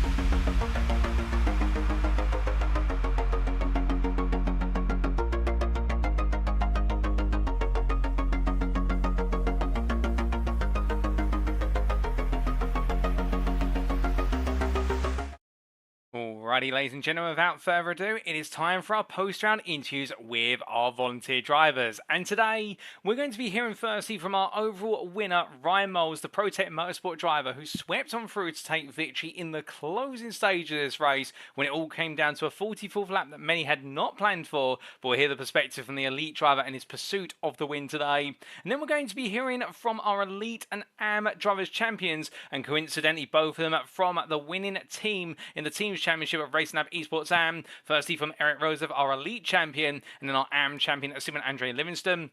And we would love to have brought you an interview with Casper Tunstead, our Peak Sim Racing Pro Drivers Champion, but unfortunately he needs to get sleep, understandably, for a working week ahead of him, so therefore he's decided to not join us for an interview today, but his health is the most important thing, and well, instead what we're going to do is we're going to try and get him in for an interview come the conclusion of round number 1 next season, and hear his perspective on that championship, what he's claimed today, and also his thoughts going into the new season of racing. So instead we're going to be hearing from TQ Simsport's Alex Hill and his drive from what was P6 in the class to P5 overall, and his battles in amongst other drivers throughout in the Pro and the AM classes, particularly two very fast Ferraris in the form of what was both James Connolly and also what was there, the car of Aaron McGregor. Without further ado, let's bring up Ryan Moles in to the interview room and start to speak to our winner from today. And good evening to you, Ryan. And well, what a day it's been for yourself, spending most of the race chasing the top position in the form of what was Håkon Grebstad, only to see in the end fuel becoming a critical factor and cruising on through to victory on the final lap. It looked a thriller to us. It must have been thrilling for yourself in the Porsche 992. Oh mate, that was sweaty. I tell you that I've never had to like focus up so hard for a race in my iRacing career. It's just been I think that was just the perfect way to end the season for me. A lot of results didn't really go my way this season. Qualifying wasn't my strongest point. I felt like I had decent race pace across the season, but a few incidents here and there, and some very fast guys in here, like you say, Håkon, very fast. A bit fortunate today with what happened at turn 1, but you know, you gotta capitalize on stuff like that, and I did, and I just thought, right, let's go, and it paid off. Oh, indeed, and we'll come on to what happened at turn 1 very shortly, but starting with qualifying around here was always going to be expected to be make or break, and well, it's very challenging to get an ideal lap together at Mount Panorama, but P5 on the overall and also the elite class grid, and missing out on pole by the end by almost 9/10 of a second. I have to ask, was there a bit more in the lap from yourself, or did you decide to play it safe today? Yeah, there was definitely a lot more. The first lap was the lap that I set. I kind of took it a little bit easy. So I thought, right, I'll just get a banker lap in and then just try and improve it from there. The second lap, I think I had a bit of a moment coming out of turn 3, I think it was. So I like kind of just overheated my tyres. So I thought, right, I'll try and just slow down a little bit. And then I'll try and set it up for the final lap. But then, yeah, I couldn't really make it work. I think I had an understeer moment, sorry, at top of the hill. And it kind of just put me in walls. So I thought, yeah, all right, we'll take P5. I was hoping no one else was going to improve. But yeah, I was aiming for a top 5 anyway, so I was happy with that position where I was starting. Now, having secured that P5 on the grid, we come to the infamous turn 1 at lap 1, and it looked like everything was a relatively calm start, albeit we had a very fast charge in the form of Aaron McGregor behind, and then suddenly, exiting turn number 1, you're leading by a second. Yeah, it was just, I really don't know what happened. It's kind of just, I blinked and all of a sudden there was just a gap and I was through. Like you say, with my teammate Aaron at the side of me, he had a mega start. But then, because he didn't know really what to do about the starting procedure, who he could overtake, he kind of like backed out of it. So he got stuck on the right-hand side when he could have easily come in on the left and took the inside line himself. So it was unfortunate for him, but like I said, that gap just opened up nicely for me, and I was like, all right, here we go, see you later. And yeah, I just got my head down and tried pulling away. Now, after taking the lead, we saw things at the front of the field begin to settle down to a degree, albeit you did have the chase of Håkon Grebstad and also Rhys Saunders to contend with as the race went on. But I have to ask, in terms of your strategy going into today, did you plan for just the 2-stop and what ended up being a 44-lap race, or was it a bit of an adaptation on the fly? It was a little bit of adaptation, but we did talk about the 2-stop because the Porsche has not been the best around here this week. Very slow on the straight lines. I didn't expect what happened at turn 1 to happen. So I was just like, right, I'll just sit behind people, save fuel, just go for the 2-stop. But then leading at turn 1, I was like, right, okay, let's just try and build a gap here. And then I just completely just ignored strategy. I thought, let's try and push, build a gap, and then we'll take it from there. So I did my first stint, went well, still leading. And then I thought, right, my teammate Aaron, he kind of just said, you need to try and make this a 2-stop. For this is your chance to win this race. So I'm like, okay. So I just had to just pull out all the stops to do an extra lap this stint, then an extra lap the third stint. And like you say, right at the end, it was just, I saw Håkon just pushing me the whole way. So that wasn't nice. That were keeping me sweaty. And then, yeah, Håkon was slowing up massively at the end, and I had to do a bit of fuel saving. I think I literally just got across the line, and I'm just really glad it paid off. But yeah, big shout out to my teammate Aaron for telling me to do it. Oh, indeed, and great to hear that the strategy call came throughout the team and Aaron giving the advice there. And I have to ask, as the race was going on, and particularly we saw multiple moments where yourself and Håkon battling back and forth, and obviously the challenge with regards to leading this race is knowing when to fight and when just to simply let it go. And we saw you put up a bit of defence versus your Norwegian rival, but I think in your mind you may have been thinking, you know what, he's not going to have enough fuel at this rate. Yeah, I didn't really know what he was doing. At first, I thought he was just really wanted the track position, which was understandable. So I thought, I mean, we know Håkon. Håkon's incredible driver. He's got mega pace. So I was like, right, I'll just let him go. I'll just try and just sit behind him and save some fuel. But then he just started pulling away with that straight line speed down the straight, and I couldn't really do anything. So I thought, right, just stick to my game plan, save fuel, and we'll just, we win the race at the end, we win the race. If not, it's probably going to be a P2. So I wasn't really bothered at that point, even though I was questioning the strategy a lot during the race. But yeah, it was very good fun today. I'm glad that it paid off.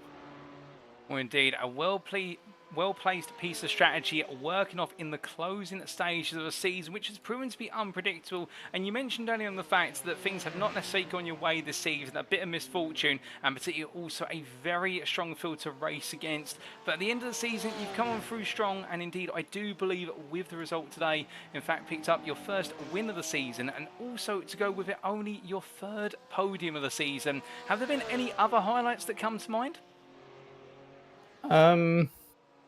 I can't really remember. It's been quite a long season, to be honest. My memory's awful anyway. I think this tops it. I think this definitely does top it. I have had some nice battles throughout the season, and for 3 podiums this season, I didn't realize I had got that many. So I'm surprised about that. But no, yeah, it's been enjoyable. It's always been a good league to race in. Especially having taken a break and coming back, it's been good. So yeah, just big thanks to everyone on the grid for being good sport and being fast and just pushing me to try and do better. So yeah. And another thing to keep in mind as well, I'm not sure if you've been informed of this, ProTech Motorsport coming up runners-up in the Teams Championship, 4 points clear of Tiki SimSport Kimi when all was said and done. Yeah, I think we could have won that, but we had members not turning up. Sam being one of them, just letting the team down in that way. But Sam's a good guy. He gives us banter for it. But yeah, Aaron's been incredible all season, pushing the Pro Championship the whole way himself. Unfortunate for him today as well, and that's been really messed him up. He loves Bathurst, and he's got really good pace around here. But yeah, it's been great. Oh, it's been fantastic to hear that it's worked out for the team, and indeed from round to round you guys have been pushing hard and a deserved runner-up spot in that Team's Championship. But just before we do let you go, Ryan, 2 more questions to ask. Firstly, what's next for yourself? Can we expect you on the grid for the next season of GT3 racing, albeit of a prototype mix in the mix? I'm not really too sure at the moment. I'll probably take this little break just to make my mind up what I want to do. I mean, the prototypes do entice me. I've been enjoying them a lot lately. But there's the endurances are coming back as well, the 6 hours. So we might do them instead. I don't know. There's a lot to think about. I would like to come back if I've got the free time. But yeah, I guess we'll have to wait and see. Well, we definitely would love to see yourself and the wider ProTech Motorsport team on the grid once again, because you guys really have been a force to be reckoned with this season. But still, if you do decide to focus your energies on the endurance races that are coming in the official iRacing events, we wish you all the best of luck with them. And lastly, I have to ask, is there anybody you'd like to give a shout out or a special thank you to come at the end of today's broadcast? Yeah, again, the ProTech boys, they've been incredible all season, you know, pushing me to do better. And biggest shout out's got to go to Aaron today for this, telling me to do the strategy and keep on it. Yourself, Paul, as usual, the broadcasts are brilliant. UKSI staff, the stewards for being the UKSI stewards, for giving me the only -8 this season. But yeah, no, it's been good. Thanks to everyone, and hopefully we'll see you back next season. Well, Ryan, it's been an absolute pleasure to have you join me in the interview room. Congratulations once again on a phenomenal drive to victory and what was an absolutely heart-pounding conclusion to our racing here today in the overall and elite categories. We look forward to you potentially returning to the grid next season, but if not, we wish you and the team all the best in your endurance endeavours. But until then, enjoy the bone and have a fantastic rest of your Sunday. Cheers, Paul. Nice one. So hearing there from Ryan Moles, our elite class winner today, and the ProTech Motorsport driver absolutely delivering when it mattered most. And hearing there about the fact that in qualifying it felt as though there was a bit more on the table, with the first lap he delivered being his qualifying time in the end, but a difficult end to what was his second fast lap, proving that it would be a P5 start. But not too upset about that. And then the flash by his eyes moment at turn number 1, where he went into the corner in P5 and came out leading, and well, with that decided to change tack and move on to a more aggressive approach, trying to break away, only then to be told as the race went on by teammate Aaron McGregor, whose race came to an abrupt halt at the midway point in his Pro Championship campaign. Well, he turned his attention to helping Ryan, and with that saying that you need to make sure you've got the fuel to get to the end on that 44th lap on a 2-stop race, and well, it worked out for Ryan absolutely perfectly in the end, because whilst Grebstad may have taken the whole field onto the 44th and final lap, it would be Ryan Moles who'd be the one who'd lead them all the way to the conclusion of it, and having enough fuel to do so was the difference at the end of the day, and really wrapping up a fantastic end of the season for the ProTech Motorsport team. And whilst for Ryan himself, it was a P4 finish in the championship in the end, and feeling as though perhaps things could have been better throughout the season. Still a top 5 finish in the championship and a P2 for ProTech Motorsport in the team's championship. Definitely a great end to season 11 for them, and we look forward to plenty more when they're next on the grid. Now going on to our second interview for today, we're going to be hearing very shortly from our Elite Drivers Champion and also our Teams Champion, one of our drivers in the team for Racing Lab Esports AM. It's going to be none other than Erik Røseth as he gets ready to join me now. And well, what a day it has been. Not the way he's wanted to be crowned champion. I can definitely tell you that with a P4 finish, and I believe he was going for the Grand Slam. But rather than me tell you what he was thinking, let's hear his thoughts right now as he does join me in the interview room. Good evening to you, Erik, and well, congratulations on becoming our elite champion for season 11 of the UKSimRacing GT3 League, and also teams champion from Racing Lab Esports AM. A double whammy for yourself today, but not perhaps the way you wanted to be crowned champion in Australia. Good evening, Paul. We did it. We actually did it. Coming into the season, I didn't really know where my pace was at. Started the season off by almost arguing myself into the elite class. Was initially put in pros, but that would have been, that wouldn't be right. If we're talking about this race, after seeing my quality pace, I was really running for a Grand Slam today. I was hoping to finish the season on a high, but after that lap on turn 1 incident, those dreams were shattered. So just had to reset my head, start from scratch, and try to recover as many spots as I could. Now on that, with the qualifying lap, which was, let me just put it out there, one of the strongest qualifying laps we have seen this season, and you've delivered quite a few very good laps, but to take pole around here by 4.5 attempts is something special. I hate to ask, but was there a bit more in the lap? There was a tenth or two. Yeah, there was. Who would have thought I haven't even driven the track earlier this week. I've owned it for a long time, but I've never driven the track, so I didn't really know what I was getting into. First laps I took on Wednesday, and I was up in the 204s, 205s, just really slow. Didn't really get the hang of it until yesterday, really. Something clicked yesterday. Well, it all seems to click together in a phenomenal form, and I have to ask, where do you feel as though the lap really came together for yourself? What do you enjoy about the Bathurst circuit? I really enjoyed the tricky sections up in the hill, Skyline, Dipper, that section of the track. Driving the Porsche, I don't really like the straights here. The Porsche is so slow. Oh, indeed, understandable. We've seen the Porsche be a handling beast throughout, but when it comes to speed, it really struggles. Then coming on to the race, lap 1, turn 1. You go into the corner, leading, a brilliant start, and then you're facing the wrong way. Yeah. Who would have thought, huh? I've always been like, if I'm standing the other way on track, I just wait until the entire field is through, so I don't ruin anyone else's race. I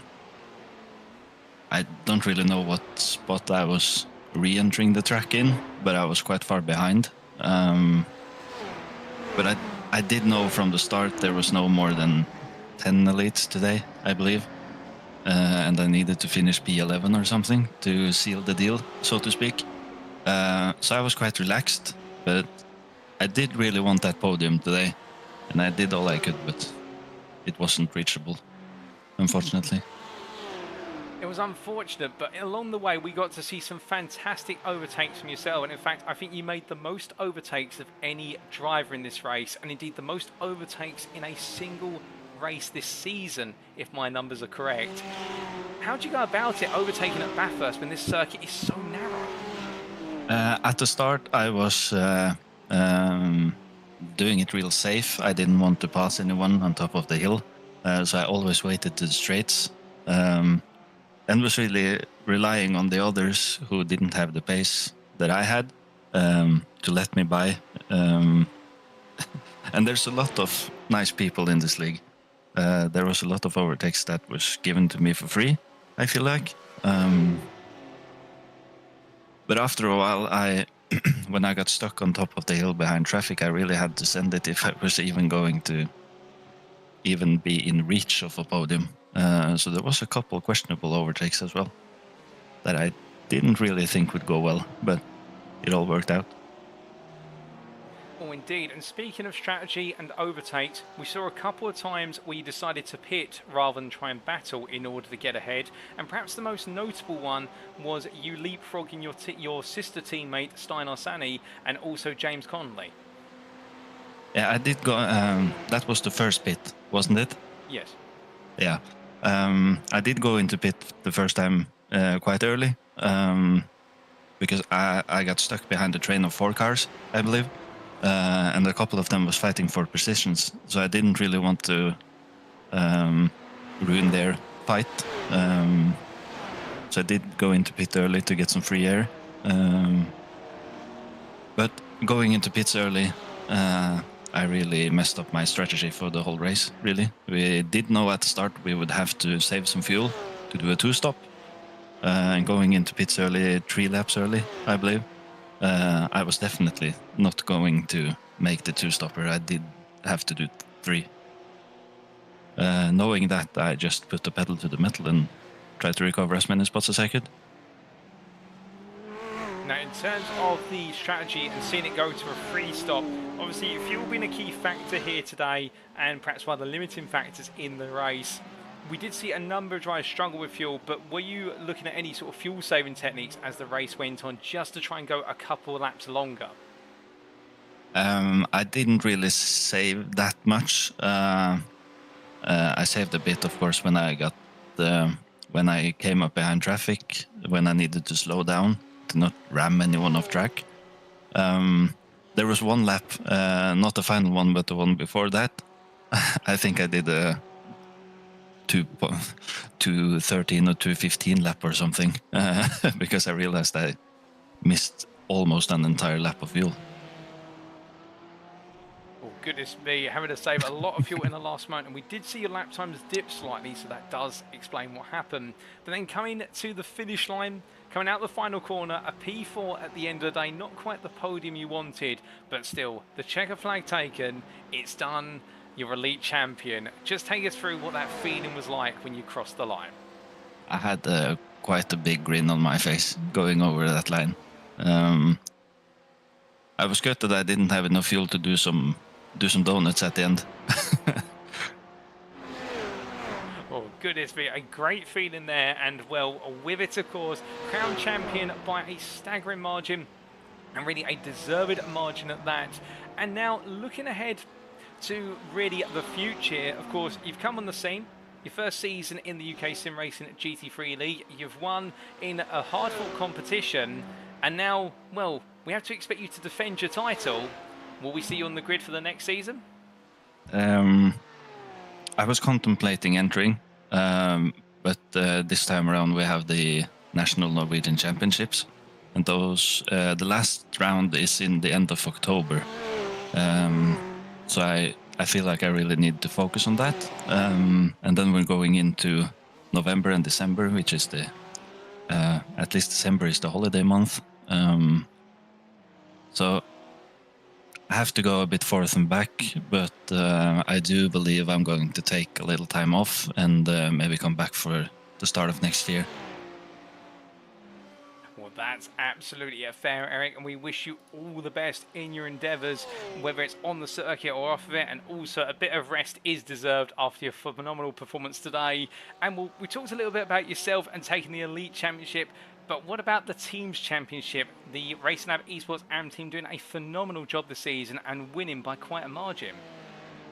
I'm really proud of all my teammates this season. I think we entered with 3 teams in total. One of the teams being with 1 driver because we were just 7, so that's a bit unfortunate. All drivers for the team has done a really great season. Especially, I have to give a shout out to Simen and Steinar, which has upped their game quite a bit. It's noticeable for sure. Simen is going to be fast in no time, and Steinar right on the back of him. Well, indeed, they're always chasing after you, but to be fair, they've got a great mentor to look up to. And, well, as we bring the season to a close for yourself, Erik, is there anybody you'd like to give a shout-out or a thank you to live on the broadcast tonight? I have to give a shout-out to RacingLab.no and Racing Lab Esports, our sponsors, KTM, CarX.no. And I also want to give a shout-out to our pro team, which has helped us quite a bit this year, and also to my other teammates, which has done a great season, and the other teammates who doesn't race in this league, who's helped us be as fast as we could. I want to give a shout out to UKSimRacing for organizing this great league, and also to you, Paul, for delivering yet again a great broadcast for everyone to watch. Well, Erik, it's been an absolute pleasure to have you join me in the interview room, and what a way to end the season. But you are, for Season 11 of the UKSimRacing GT3 League, both the Elite Drivers Champion and also part of the Teams Champions of Racing Lab Esports AM. Congratulations to you and the team once again, and whilst it wasn't the perfect end to the season, it definitely has been a phenomenal season from yourself. You've been unstoppable. Enjoy the moment, savour it, and well, whether you're on the grid next season or not, we definitely look forward to the time when you do return, and we wish you all the best in your upcoming competitive races. Thank you so much, Paul. Thank you. So hearing there from Erik Røseth, the elite class champion today from Racing Lab Esports AM, and I think he may be right now overwhelmed and perhaps just having it dawn on him very gradually what he's been able to achieve here today, and completely understandable, to be fair. You can imagine that roller coaster ride of emotions as he's gone into a racing today, in the fact putting it on pole and looking for a Grand Slam, and putting it on pole, to be fair, by almost half a tenth. That is a statement in itself at a circuit which takes no prisoners, and then literally only about 200 metres covered and pointing the wrong way come the run into the apex at turn number 1. A frustrating start, and then having to battle his way back for a field that was compromised, to be fair, by the started instant that we saw going into the final corner, albeit briefly for a number of drives, but still having to fight his way from what was P24 in the overall standings, and in the end finishing just one place short of the podium. And that goes to show, with 20 plus overtakes being made here today, some of them easy, some of them much harder. Well, the Porsche 992 driver of Erik Røseth was not going to give in, and in the end, a champion's drive to wrap up a championship that has had his name stapled onto it since the midpoint of the season. And what an end for the number 42 driver, and definitely a force to be reckoned with. And whether he is on the grid for next season or a future season, he's always going to be one to watch out for. There's no question about it.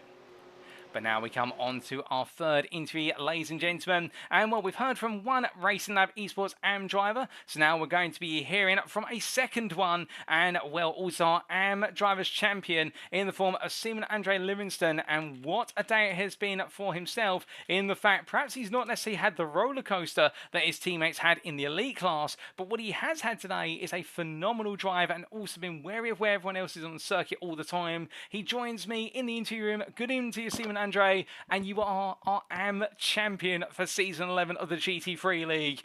I have to ask, how does it feel? Oh, that feels amazing, Paul. Wow.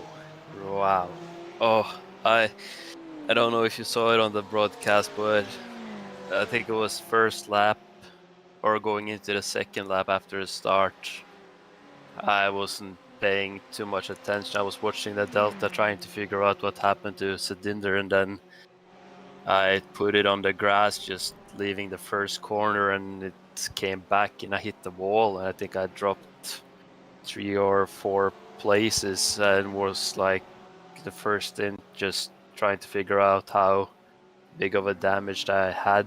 But the car felt okay, but I was then like, okay, now I ruined the chances of a win in this race, and I was just to keep it safe. But you can't really keep it safe here on Bathurst, so it was so hard.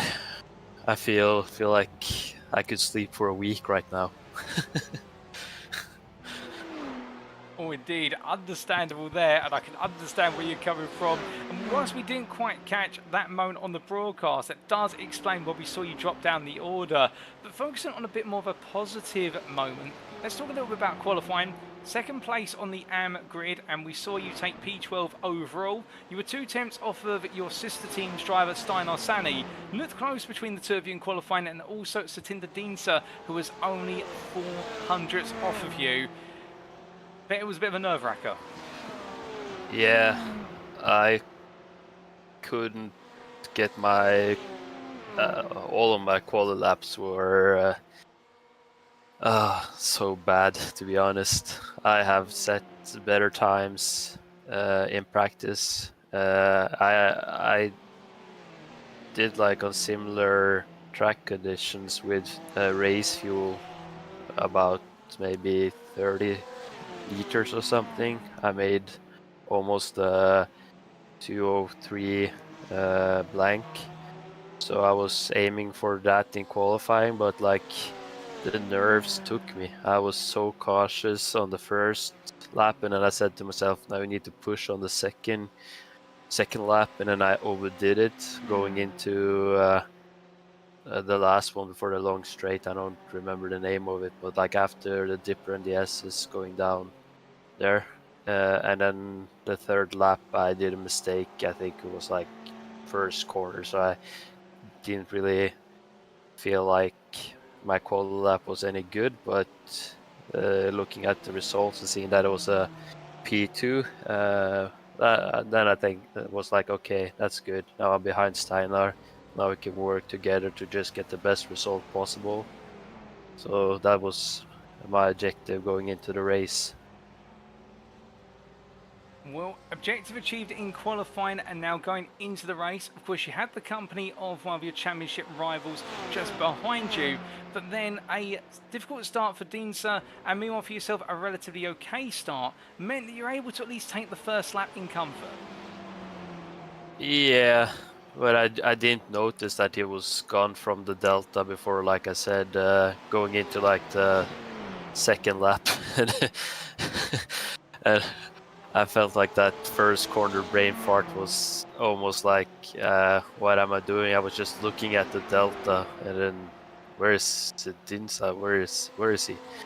But yeah, after that, when I just got like into the rhythm again, then I was like, okay, I know Steinar is out there, probably P1. I didn't know at the time which position I was in, but I talked to our team manager, and he said I was P4, so I was like, okay, now I just need to keep this place and don't do anything stupid. So then I kind of like settled in a little bit, but like I say, I never felt, especially like over Skyline going into the S's,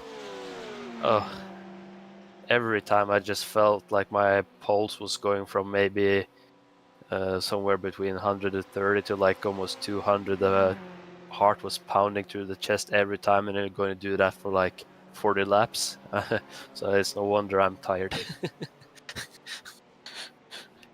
Oh, indeed. The adrenaline absolutely pumping, and I think many will agree with you there. Just a single lap over Mount Panorama is thrilling enough as it is. To do the best part of 44 of them, well, that is absolute commitment at the best of times. But as the race went on, you gradually started to make up the ground you'd lost, and very quickly found yourself battling to be on the podium. And then strategy came into play, and we saw a third stop for many come in as a late consideration. What was your plan on strategy today? Going into the race, I didn't have any like strategies on pits. I have had like some friends over playing some golf tournaments this weekend, so haven't really gotten that much preparation in. I did most of the work like on Thursday, so I wasn't really like hadn't put my head around anything about the pits or anything. My strategy was just get enough points to not lose the championship. But I think during the race we were talking a little bit, and I just noticed that I went a bit early in my first bit trying to undercut Jack, but no, overcut Jack, I mean, because he went in undercut, I think.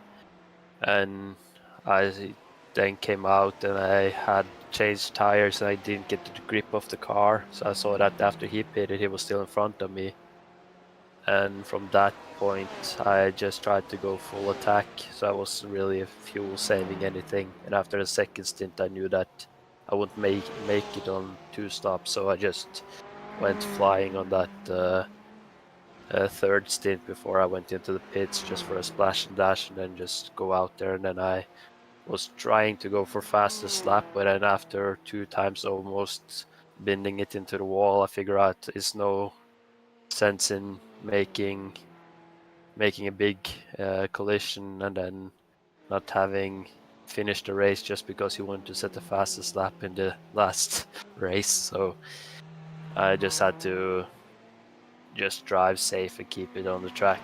That was all I did, really. Well, indeed, a smart and sensible approach to wrap up the season and in a way guarantee your AM champion status. And speaking of which, as we came to those closing laps, the time ticking down, just take us through that feeling as you came to the finish line to see that checker flag at long last. I will say, like, going into like the chase on the last lap when I knew like the white flag was out and going down there, I honestly kind of teared up a little bit, like when you know how much you have worked this season, like almost like you go to work, you come home, you make dinner, you get your ass in the sim rig, you practice, I use spare time to look at telemetry. Had 2 months now of just pure focus on this sim league, and it was like kind of like chills going down my spine when I just came over the finish line with tears in my eyes. Just yes, all that hard work paid off. that's absolutely fantastic to hear, and indeed an emotional moment for an emotional and very proud achievement, no less there, and contributing as well, not just to an AM crown, but also to a team's championship crown. Another proud moment as well on your shoulder for Racing Lab Esports AM. Yeah, like wow. Like Erik, I just remember when he like did like a comeback because he had a break from sim racing, and he was probably at that stage we were like almost equal on pace, and then he started just to skyrocket. When we joined the championship, he was like complaining about that he didn't want to be in the pro class, that he wanted to go for the elite class, and I was like, no, mate, we have a team championship. If you with your pace win the pro class, then we can take this championship. And he said, nope, I'm going for it. Elite is the highest level, and he wanted to be at the highest level. And man, that man is fast. It's like trying to keep up with him in practice, no chance. And then we got Alexander, who is a new guy to the team, and he just fits in so good and is so nice.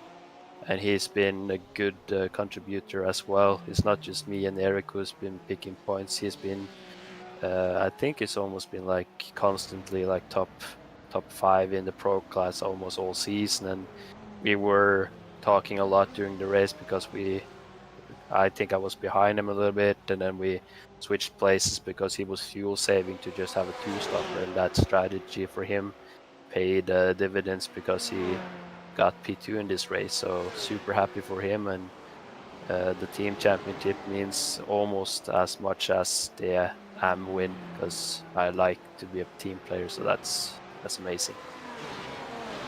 Well, it's so good to hear the mood down in the camp at Racing Lab Esports AM, and you guys coming together for that joint goal to achieve the team's championship, and indeed achieving that in the season finale in what has been a championship campaign with both highs and lows. But for yourself and the team, it's definitely been full of a lot of highs to remember. And now the big question for yourself is, what's next? Will there be a focus on other series outside of the GT3 League, or could we expect to see you back on the grid for the next season? Unfortunately, Paul, I have since my work is seasonal, I will have I haven't really had any big summer breaks, so I will take some vacation in November and maybe some vacation in December, so I don't think I will be joining for next season here. And we also have like the Norwegian Championship, so I missed the first round to drive at the Phillip Island just to get a chance of this championship. It was a good decision in hindsight, but now I think I just want to do the Norwegian Championship, and after that I think I will take a little bit of a breather when it comes to league racing and recharge the batteries for the seasons that will come after New Year's. And I hope that I will be back in some form of league racing in the UK sim racing community later on, because we have been racing a lot of different leagues this year, and honestly this league is the best. It's the cleanest racing by far, the most kind people ever, and the admins and you and everybody's doing such a great job, so we will definitely be back in some league later on. Well, that's very nice of you to say, Stephen Andre. And well, again, we wish you all the best in the upcoming Norwegian Regional Championship. And again, opting to take time to rest for yourself, completely understandable given the amount of energy you've expended in order to take this AM Championship crown. I think you deserve a rest. I think many tuning in would agree with that. You can afford to let your hair down slightly. But just before we do let you go, is there anybody you'd like to give a thank you or a shout out to live on the broadcast? Yes, Paul. Well, first I just want to say something that popped in my head. I think my joke in an interview earlier has come full circle, because it's only Scandinavian winners in every league, so maybe UK should be Scandinavian SimRacing League from now on. But I would like to thank Racing Lab AM, you guys, friends and family for watching, and yeah, I don't know who else to thank, Paul. There's so many emotions just going through my head right now. Don't know what to think, but appreciate this league and all the work everybody's done to keep this community going. So thank you very much, and I hope we will be speaking soon. Oh, indeed, and we'll enjoy the moment, Sim and Andre. You've earned it, indeed, all that effort going in. And just to say it once again, congratulations on becoming our AM champion for season 11 of the UKSimRacing GT3 League and part of the winning team champions Racing Lab Esports AM. Enjoy the moment, make the most of it, and indeed, it is your night to remember. And we look forward to seeing you on the grid at some point in the near future. Thank you, Paul. Good night. So hearing there from a very emotional Stephen Andre Livingston, and you can completely understand in the fact that he has poured everything into this. Indeed, all of our drivers do. And as I always say, whilst the racing itself may not be physically real, all the emotions and the effort that goes in is just as real as if it was out on the circuit in a physical location today.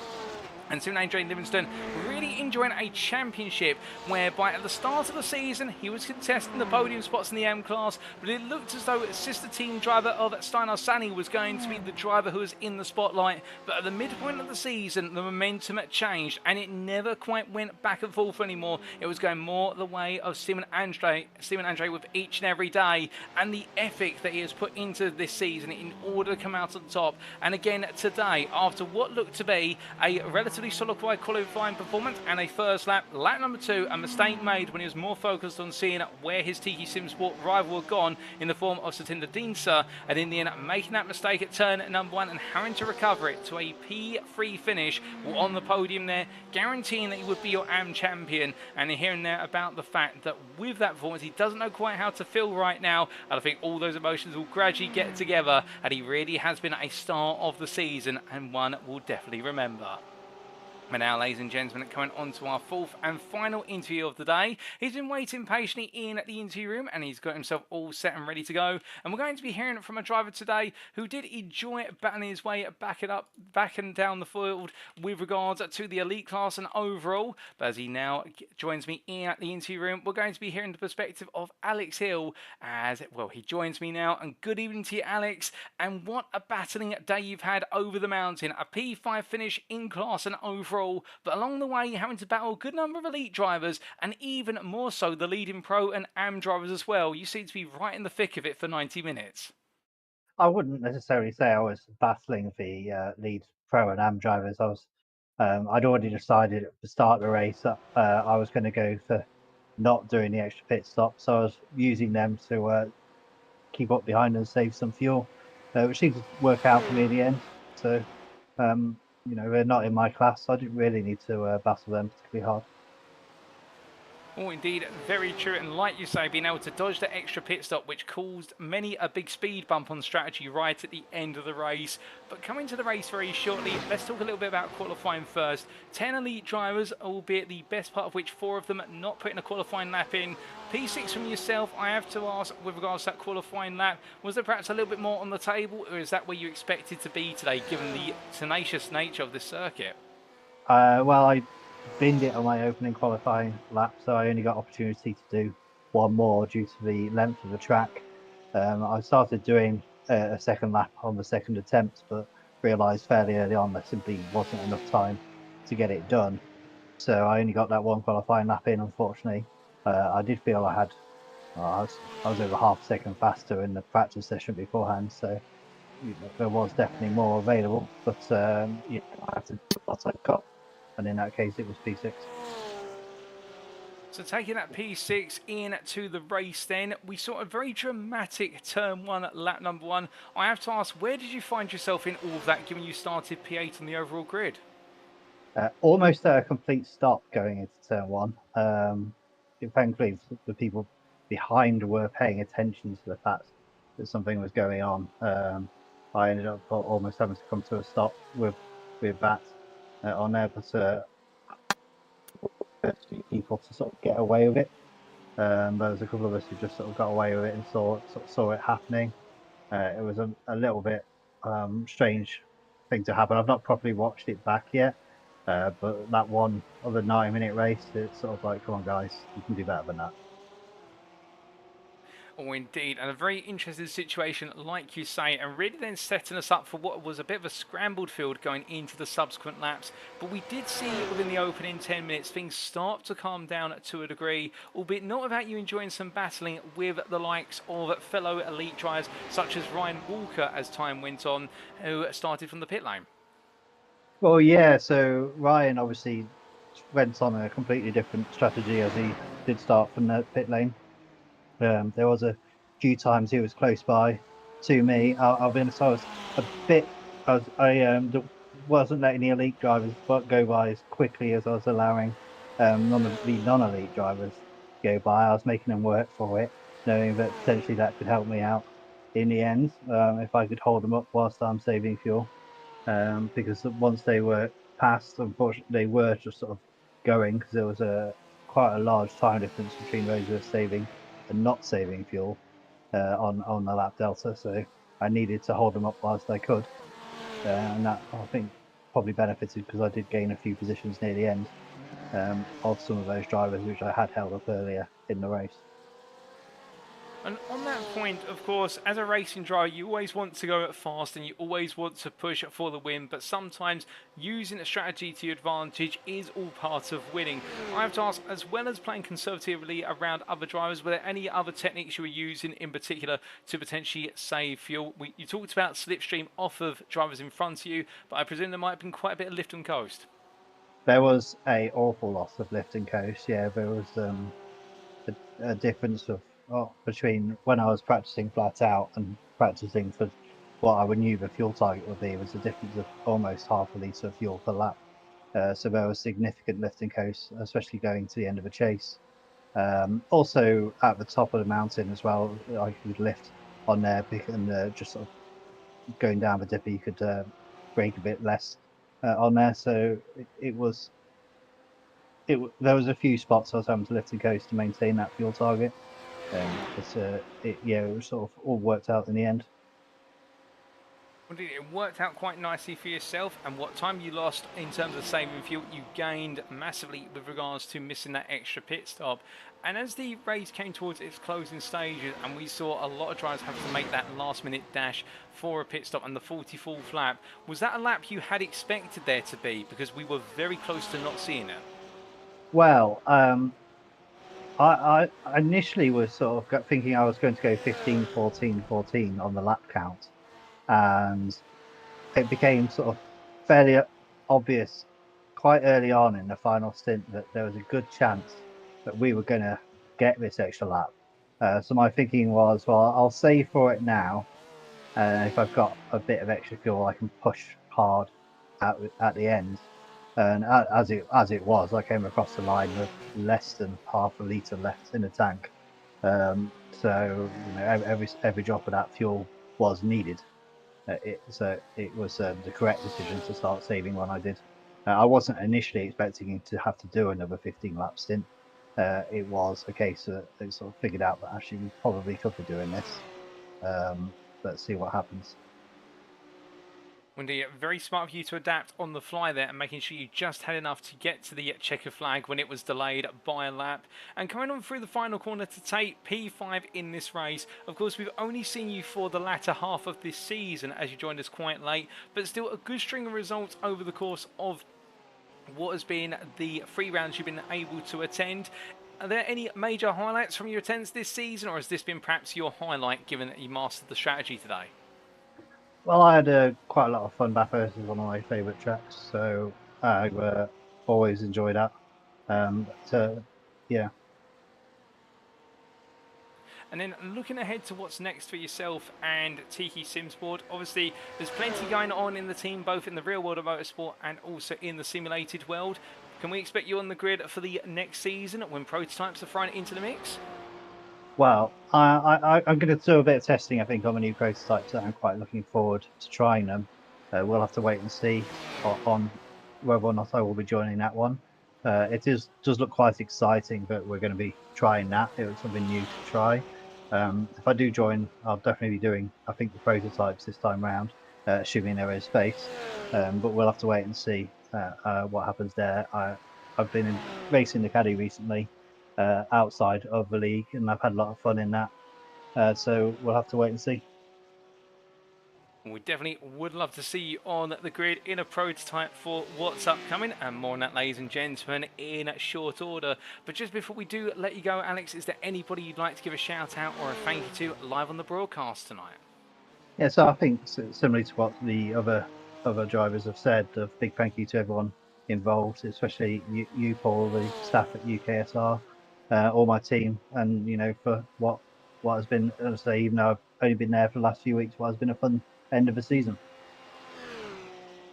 Well, Alex, it's been an absolute pleasure to have you join me in the interview room, and congratulations on your performance today. A smart call and strategy leading you to a solid top 5 P5 performance in the elite class and overall. We do look forward to the prospect of you being on the grid for the next season when we throw our prototypes into the mix. But until then, well, I hope you have a great rest of your evening, and we look forward to seeing plenty more racing from yourself in due course. Thank you, Paul. So hearing there from Alex Hill, our UKSimRacing elite driver, who after what was a relatively challenging qualifying session with things going wrong from the outset, not quite able to improve and having to settle for a P6 in class and P8 over on the grid, very quickly turned things around into what was a very solid and smart race, knowing that it was going to be either a 2-stop or a 3-stop, with the 2-stop requiring significant fuel saving, and opting to bank on it in its entirety. And what he may have lost in time from fuel saving, he made up quite rapidly with the absence of that extra pit stop, and then coming on home to a P5 finish. And whilst we only got to see a limited amount of Alex over the course of this season, with only 3 rounds entered, still definitely a driver who is picking up some great performances over the course the rounds he presented himself in, and definitely I think one to watch out for when we do look ahead to next season. If he's on the grid, I think he could deploy the intelligence on his strategy once again and potentially pull off some surprises there, and perhaps even leapfrog his way to some wins. But with that, ladies and gentlemen, that concludes our interviews for today. And thank you to all 4 of our drivers who participated in the interviews. And just to remind you who we heard from today, we started off by hearing from the number 18 driver from ProTech Motorsport, your elite class winner and overall winner today of Ryan Moles. We then heard from the number 42 driver, the Racing Lab Esports AM driver in the elite class, your elite drivers champion and part of the team's champion team. It's Erik Røseth. And then we heard from Seaman Andre Livingston, the number 3 driver, Racing Lab Esports AM, your AM drivers champion and another key part of the team's champions. And the other mention being, of course, to Alexander Tremino McGalson, the pro class driver who was the 3rd and final driver in that team's champion team. And then lastly, we just heard from Alex Hill, the UKSimRacing elite driver in the 276 Porsche 992, who battled his way to P5 today and worked it out just as much with regards to brawn as he did with regards to brains in using the strategy to his advantage. Thank you to them all once again, and congratulations to all on their performances in the final round of the season. But with that, ladies and gentlemen, of course, it is now time for us to show you those provisional end of season standings, and here they are. We start with the Elite Drivers Championship, and as we can see, after all 9 rounds are accounted for and the scores from today are added, Erik Røseth, your championship winner in the end by 22 points over Rhys Saunders, with Håkon Grebstad at P3 there for Ignium Motorsport, and in the end Rhys Saunders managing to sandwich his way into P2, and well, a great performance there from the team Year 1 driver, and Ignium Motorsport's Håkon Grebstad not quite able to replicate last season, and the defending champion does fall but still in the top 3 places, but neither of them able to take the torch to Erik Røseth in the end. The Racing Lab Esports AM driver just 1 step ahead every step of the way. Outside of the top 3, Ryan Moles, P4 on 220 points, a deserved best of the rest there ahead of Ryan Walker, with the Satellite Racing driver smoothing the cracks there to make sure he made his way into P5 when it was all said and done, and holding off Ryan Dozefish P6 ahead of Joe Newman, with Joe Newman just outpacing Martin Tinnin by a single point for Empire Motorsport to take that P7, with the UKSimRacing Kimi driver ending his season on difficulty in the final round with that open lap instant, or pair of instants we should say, given the instant coming out for Forest Elbow as well. Then Toss Asphaug and Peter Cox completing a top 10 for Racing Lab Esports AM2 and UKSimRacing Clark respectively. P11 for Alex Hill, who in 3 rounds managed to move his way all the way up to P11 for UKSimRacing Tour, with Protect Motorsport Sam Sherwood P12, and then Mark Davison, Damien Lobbett, and Cy Anthony completing your top 15, with Nathan Scott, Sam Congreve, and Andy Jones rounding off the standings. We then come to the Pro Class, and here we can see confirmation of Casper Tunstead for Peak Sim Racing, and coming onto the point that was made by Simon Andre Livingston earlier, an all-Nordic set of drivers champions, with the Dane proving his worth, 8 points clear at the top of the standings ahead of Brandon Hay, and the Newbridge Esports driver just not quite hitting his stride in time to be able to take the fight to Casper Tunstead in the standings, but it can't take away from his great drive to P2 and Aaron McGregor in the end, with that unfortunate incident costing him what could have been the championship crown, and instead having to settle for third. And the Protect Motorsport driver will know at the end of the day it was a close-knit run between him and the Peak Sim Racing driver Casper Tunstead, but Casper Tunstead was able to steer clear of them all, and what a phenomenal performance, and in fact picking up only 1 win this season, Casper Tunstead, but a consistent set of podiums and top 5s, and that really has been what has driven him to glory. Best RSP4, Darren Sharples, only 6 points behind the top 3. And holding off Casper Brotner by a single point there. And note the old dudes in cars drivers there of Casper Brotner and Daniel Pace, P5, P6. And again, it goes to show Casper Brotner, a very established name in the Pro Class. Meanwhile, his teammate Daniel Pace moving to the Pro Class for this season. And the two of them finishing together, it shows how far they've come together as a pair. And well, next season, you can imagine they will both be going for top 3 finishes, if not the glory of being number 1. Matt Strand for Racing Lab Esports and 3, P7 there in what has been a bit of a difficult end to his season, with results not necessarily going his way compared to the midpoint of the season. And then Chris Kirtland, Alexander Trina McCallison, and Bevan Thompson rounding off the top 10. And as you can see, the top 9 there in the end separated by less than what was 90 points. An absolutely thrilling top 9 from start to finish. And Bevan Thompson then with some separation, 28 points further behind in P10. But the privateer holding off Mark Johnson, who struggled through this season for UKSimRacing Clark, but still a special mention to him in the Mercedes AMG, one of the limited number of Mercedes drivers on the grid, and committing to the German power plant all the way through the season, and staying 1 step ahead of Alan Lever, with the UKSimRacing Price Drive ahead of Richard Jones, Kerry Corcoran, and Chris Constable. And then Giles Phillips, P16 for Phillips GP, ahead of Rob Armstrong, with Aaron Beaver, Lewis Payne, and Rudy Avitzalan completing your top 20. Ian Manners, the last driver to get a point on the board there, 4 points in fact, P21 for 52 Racing, and not to score any points during the season, Martin Fernie, John Watt, Joe McManus, and Aaron Herbert. We then come on to the AM class. And there we can see winning by a grand total of 16 points, Simon Andre Livingston from Racing Lab Esports AM ahead of sister team driver Steinar Sani to make it a Racing Lab Esports AM 1-2. And they were 6 points clear of Stuart Pearson for Slow and Steady Racing, who in the end was crept into the top 3. And well, what an end to his season. In the fact that the early stage of the season was looking to be towards the back end of the top 10 and has snuck his way up the order after what has been a great chain of performances in the last 4 rounds. And well, to Simon Andre Livingston at the top, the pressure was put on him by everyone over the course of the season, but when he wasn't winning, he was making sure to finish on the podium and inside the top 5, and that consistency being the difference. But then looking from the top 3, it's a P4, James Conley for UKSimRacing Moss, only a point behind outside the top 3, and I think that exemplifies just how close it has been all season between the AM class. Indeed, all 3 of our classes being close, but the AM class sensationally close all the way through, and Conley just missing out on the top 3 by a point in the end. Jack Wybont, P5 there for TPA Racing, a further 2 points behind, and if only fortunes had gone better for him in the second half of the season, you would argue that perhaps he could have been champion instead in the number 62, but still, that's the way the cookie crumbles, as they say, and for TPA Racing, they've definitely had some difficulty this season. Satinder Deensa as well, with that retirement at the start of the race, albeit the expected retirement, given the fact he had to come off the grid, and what I believe is at the heart of that instant at the race start, and then rejoining only for it to go wrong again, and what could have been a chance at a top 3 has ended in a P6 for UKSimRacing Thomas driver, but it cannot be taken away, and it can't be stressed enough that his late performances in this season will always be remembered, and definitely next season he will be one to watch out for. Tom Barjack, P7, the privateer there, really best the rest outside of the wider top 6 group and only ahead of Neil Smith. And I do believe, based on result count back, in fact, it will be Neil Smith who will be classified as P7 for disaster-prone racing, albeit we'll have to wait and see if that is validated in due course. And then Marvin Cruz at 180 points as well. And with what has been his results, I believe it will be Smith ahead of Cruz, and then Barjuk to complete the P7 through to P9 order, with Paul Joseph Clist in the end sneaking his way into P10 for Olympus Esports, with the result right at the end of the season, and fending off Joe Dowell, who takes P11 for Tiki SimSport Kimi. Matt Edmondson at P12 wasn't able to make it today, unfortunately, but still P12 there for UKSimRacing Clark, and you remember his win at Road Atlanta in round number 5, that emotional moment for the 176 driver who couldn't believe what had happened, and then Stephen Parker Hamilton, perhaps the unluckiest driver of the season for TPA Racing, in so many rounds was expected to be a podium finisher, if not the winner, and every time it just went wrong for the 66 Porsche.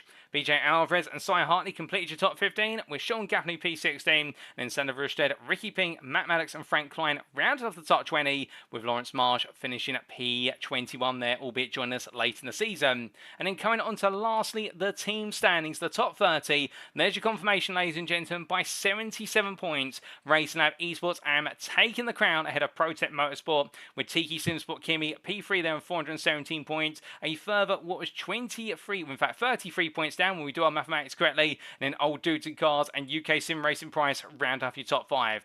Racing Lab Esports Aaron 2 finishing P6 then, not quite able to echo the performance of their sister team and make it a 1-2, but still a good run of P6 ahead of TQ SimSport Tar, with TPA Racing, Slow and Steady Racing and UK Sim Racing Clark round off your top 10. And then the UK Sim Racing off P11, best the rest out on 319 points. Head of Downforce Racing had a late upturn in results, followed up by Team Year 1, Indian Motorsport and Peak Sim Racing. And then coming to the end of the top 20, Empire Motorsport, Satellite Racing, Racing Lab Esports and Free, Disaster Prone Racing and Bike Racing. And then outside the top 20 to wrap up the top 30, it was Olympus Esports, Head of Symphony Esports, Team Sim Racing Chicago, Simulation Motorsport, Philips GP, Team Norway Racing, Aspire Racing Team, ProTech Academy, 9 She's at Autosport and 52 Racing. But with that, ladies and gentlemen, those are all the provisional standings. They will be confirmed come the end of next week. Of course, all the stewarding reports have to be done by the dedicated stewarding team here at UK Sim Racing. But that's how things stand currently. And congratulations to all of our drivers and our teams for their performances this season, and a special congratulations to all of our champions. But with that, it does mean it is now sadly time for us to wrap up. Now, thank you very much for watching it, and if you have enjoyed today's show and perhaps you're sat there right now wanting to be on the grid for next season, or alternatively you just want to know more about UK Sim Racing, perhaps your interest has been piqued today by this broadcast, we do recommend you check out our official website, and that's at uksimracing.co.uk. You saw that website earlier on in today's broadcast, and we definitely recommend taking a look there. But if you don't want to necessarily go to our website, but you want to follow us on social media, the best place to do so is on Twitter at twitter.com/UKSimRacing_. We can keep up to date with all the latest update information from UK Sim Racing, whether it be leagues all the way through to performances in official esports series. We'd also like to take this moment to say a big thank you to our affiliates. And they do include Swilly Almeida's Sim Racing Coaching, and, well, the creator of the Motor Racing Checklist. Swilly Almeida's Sim Racing Coaching can help take your sim racing driving to the next level. Whether you're looking to gain a 10th, improve your approach to the racing line, or develop your consistency, Swilly Almeida has a coaching course to meet your needs. And when being a multi-time champion of official iRacing series, including the 2021 PSCC, you know you're receiving coaching from the very best in the industry. We'd also like to say thank you to Race Anywhere, the provider of curated sim racing equipment, aimed to only stock products that represent excellent value for the sim racing community. Demon Tweaks, the provider of the most complete and innovative motorsport product range available worldwide. So no matter what your level or discipline, Demon Tweaks could help drive you to realise your motorsport ambitions. SimLab, the leading manufacturer of high-quality sim racing-related hardware. As a proud partner of Mercedes AMG Petronas Esports, SimLab aims to enhance virtual racing experiences with uncompromising solutions that push the boundaries of esports and make SimLab the go-to brand for quality sim racing rigs. Amazon, the company trying to be the Earth's most customer-centric, best employer, and safest place to work for the provision of concepts pioneered by Amazon, including, but not limited to, one-click shopping, Amazon Prime, and Amazon Web Services. And lastly, SRC Driver Academy, a division of Sim Racing Community. Elevate your sim racing skills with SRC Driver Academy. Their team of experienced professionals is dedicated to helping you reach your full potential without compromising on quality. But why choose them? Affordable, quality coaching. They have experienced coaches who can provide valuable insights to the competitive edge. They make high-quality coaching accessible to all at an affordable cost, tailored to your needs and goals. In fact, you can learn race strategies with them, precision driving, and much more. And they offer virtual coaching sessions at nearly all hours of the day, every day, ensuring flexibility for all. So if you want to know more, join SRC Driver Academy today and unlock your true sim racing potential. Do visit the website and accelerate your sim racing career.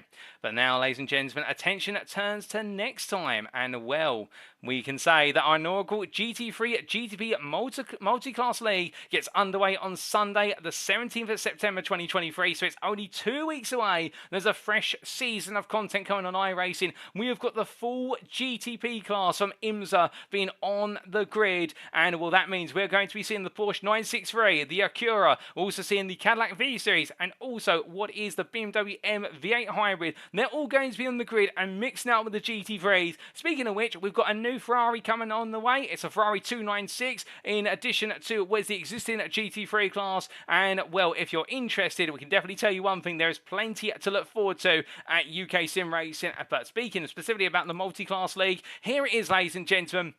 In terms of the fact we get underway on the 17th of September, and we have got some absolutely phenomenal circuits lined up, ranging all the way to Indianapolis in the United States of America, all the way through to Silverstone's Grand Prix circuit in the United Kingdom, and where it's going to be a classic mix of 60-minute races, 30-minute qualifying sessions, with a split in the classes over the course of qualifying. But there's not going to be a split of sprint races versus endurance races. All races are 60 minutes in duration. Open setup as well. And if you want to be on the grid, you can be there for the price of £18.50. And well, let's tell you that, ladies and gentlemen, you're not going to find many leagues that offer high quality racing like you've seen today at that price. And well, definitely make sure you get yourself on the grid. And if you want to find out more, we either go to our website, uksimracing.co.uk, alternatively, join the official Discord using the QR code there. But we'd love to see you on the grid, and remember, it is only 2 weeks away from us going racing once again. And I'm very pleased to say, ladies and gentlemen, all the race coverage will be brought to you by myself. I'll be in the commentary booth, and excited to see how all of our drivers get on when they take on the multi-class challenge. Now, you might be sat there at this point and thinking, well, I like GT3 class racing, but I don't want to be in multi-class racing. So is there anything else on offer at UKSimRacing for the upcoming season of iRacing content? Well, yes, there is, because, well, you can see there's GT3s and GTPs in that photo, but also we do have the continuation of the Porsche Cup. We have Season 8 upcoming very soon, the ever-popular series dedicated to the Porsche 992 GT3 Cup car, and we also do have the return of the MX-5 Cup, which will be running on alternate weeks, and it's a whole roster of content, and particularly when it comes to the Porsche Cup Season 8, well, if you want to be on the grid for this, we've got a whole another 13 rounds of racing action coming up, and we're sticking to the classic setup of what is the sprint and feature combination, or the hint and feature combinations. And we also do have the return of the endurance race rounds once again, albeit the difference this time this season will be qualifying has been reduced to 20 minutes from 30 minutes in order to add a little bit more danger to the qualifying session. So with that in mind, for only £18.50, you can be on the grid for 13 rounds of racing action, which will see drivers go around the globe, starting on the 20th of September at the Brazilian circuit of Interlagos, and we'll conclude things in the United States of America of none other than the classic roller coaster ride of road racing that is Road Atlanta. And well, I'm very happy to say I'll be bringing you all the racing coverage with regards to that season as well, ladies and gentlemen. Everything will be live from circuit side on the UKSimRacing YouTube channel, whether it be in the GT3 GTP Multi-Class League, alternatively the Porsche Cup Season 8. So definitely it's a great time to be on the grid with UKSimRacing. But with that, ladies and gentlemen, it does mean now that attentions will turn to the brief mid-season break, well, not mid-season break, end of season break, as it does lead to me now to say it's time for us to bring the curtain down on the UKSimRacing GT3 League Season 11. We have been UKSimRacing. I've been your host and commentator, Paul TX141 Walsh, also known as Britain a Spit, depending on what media you follow me on. And until next time, thank you very much for tuning in. Remember to stay safe, stay well, stay smiling, but most importantly, remember to stay on track. Good night.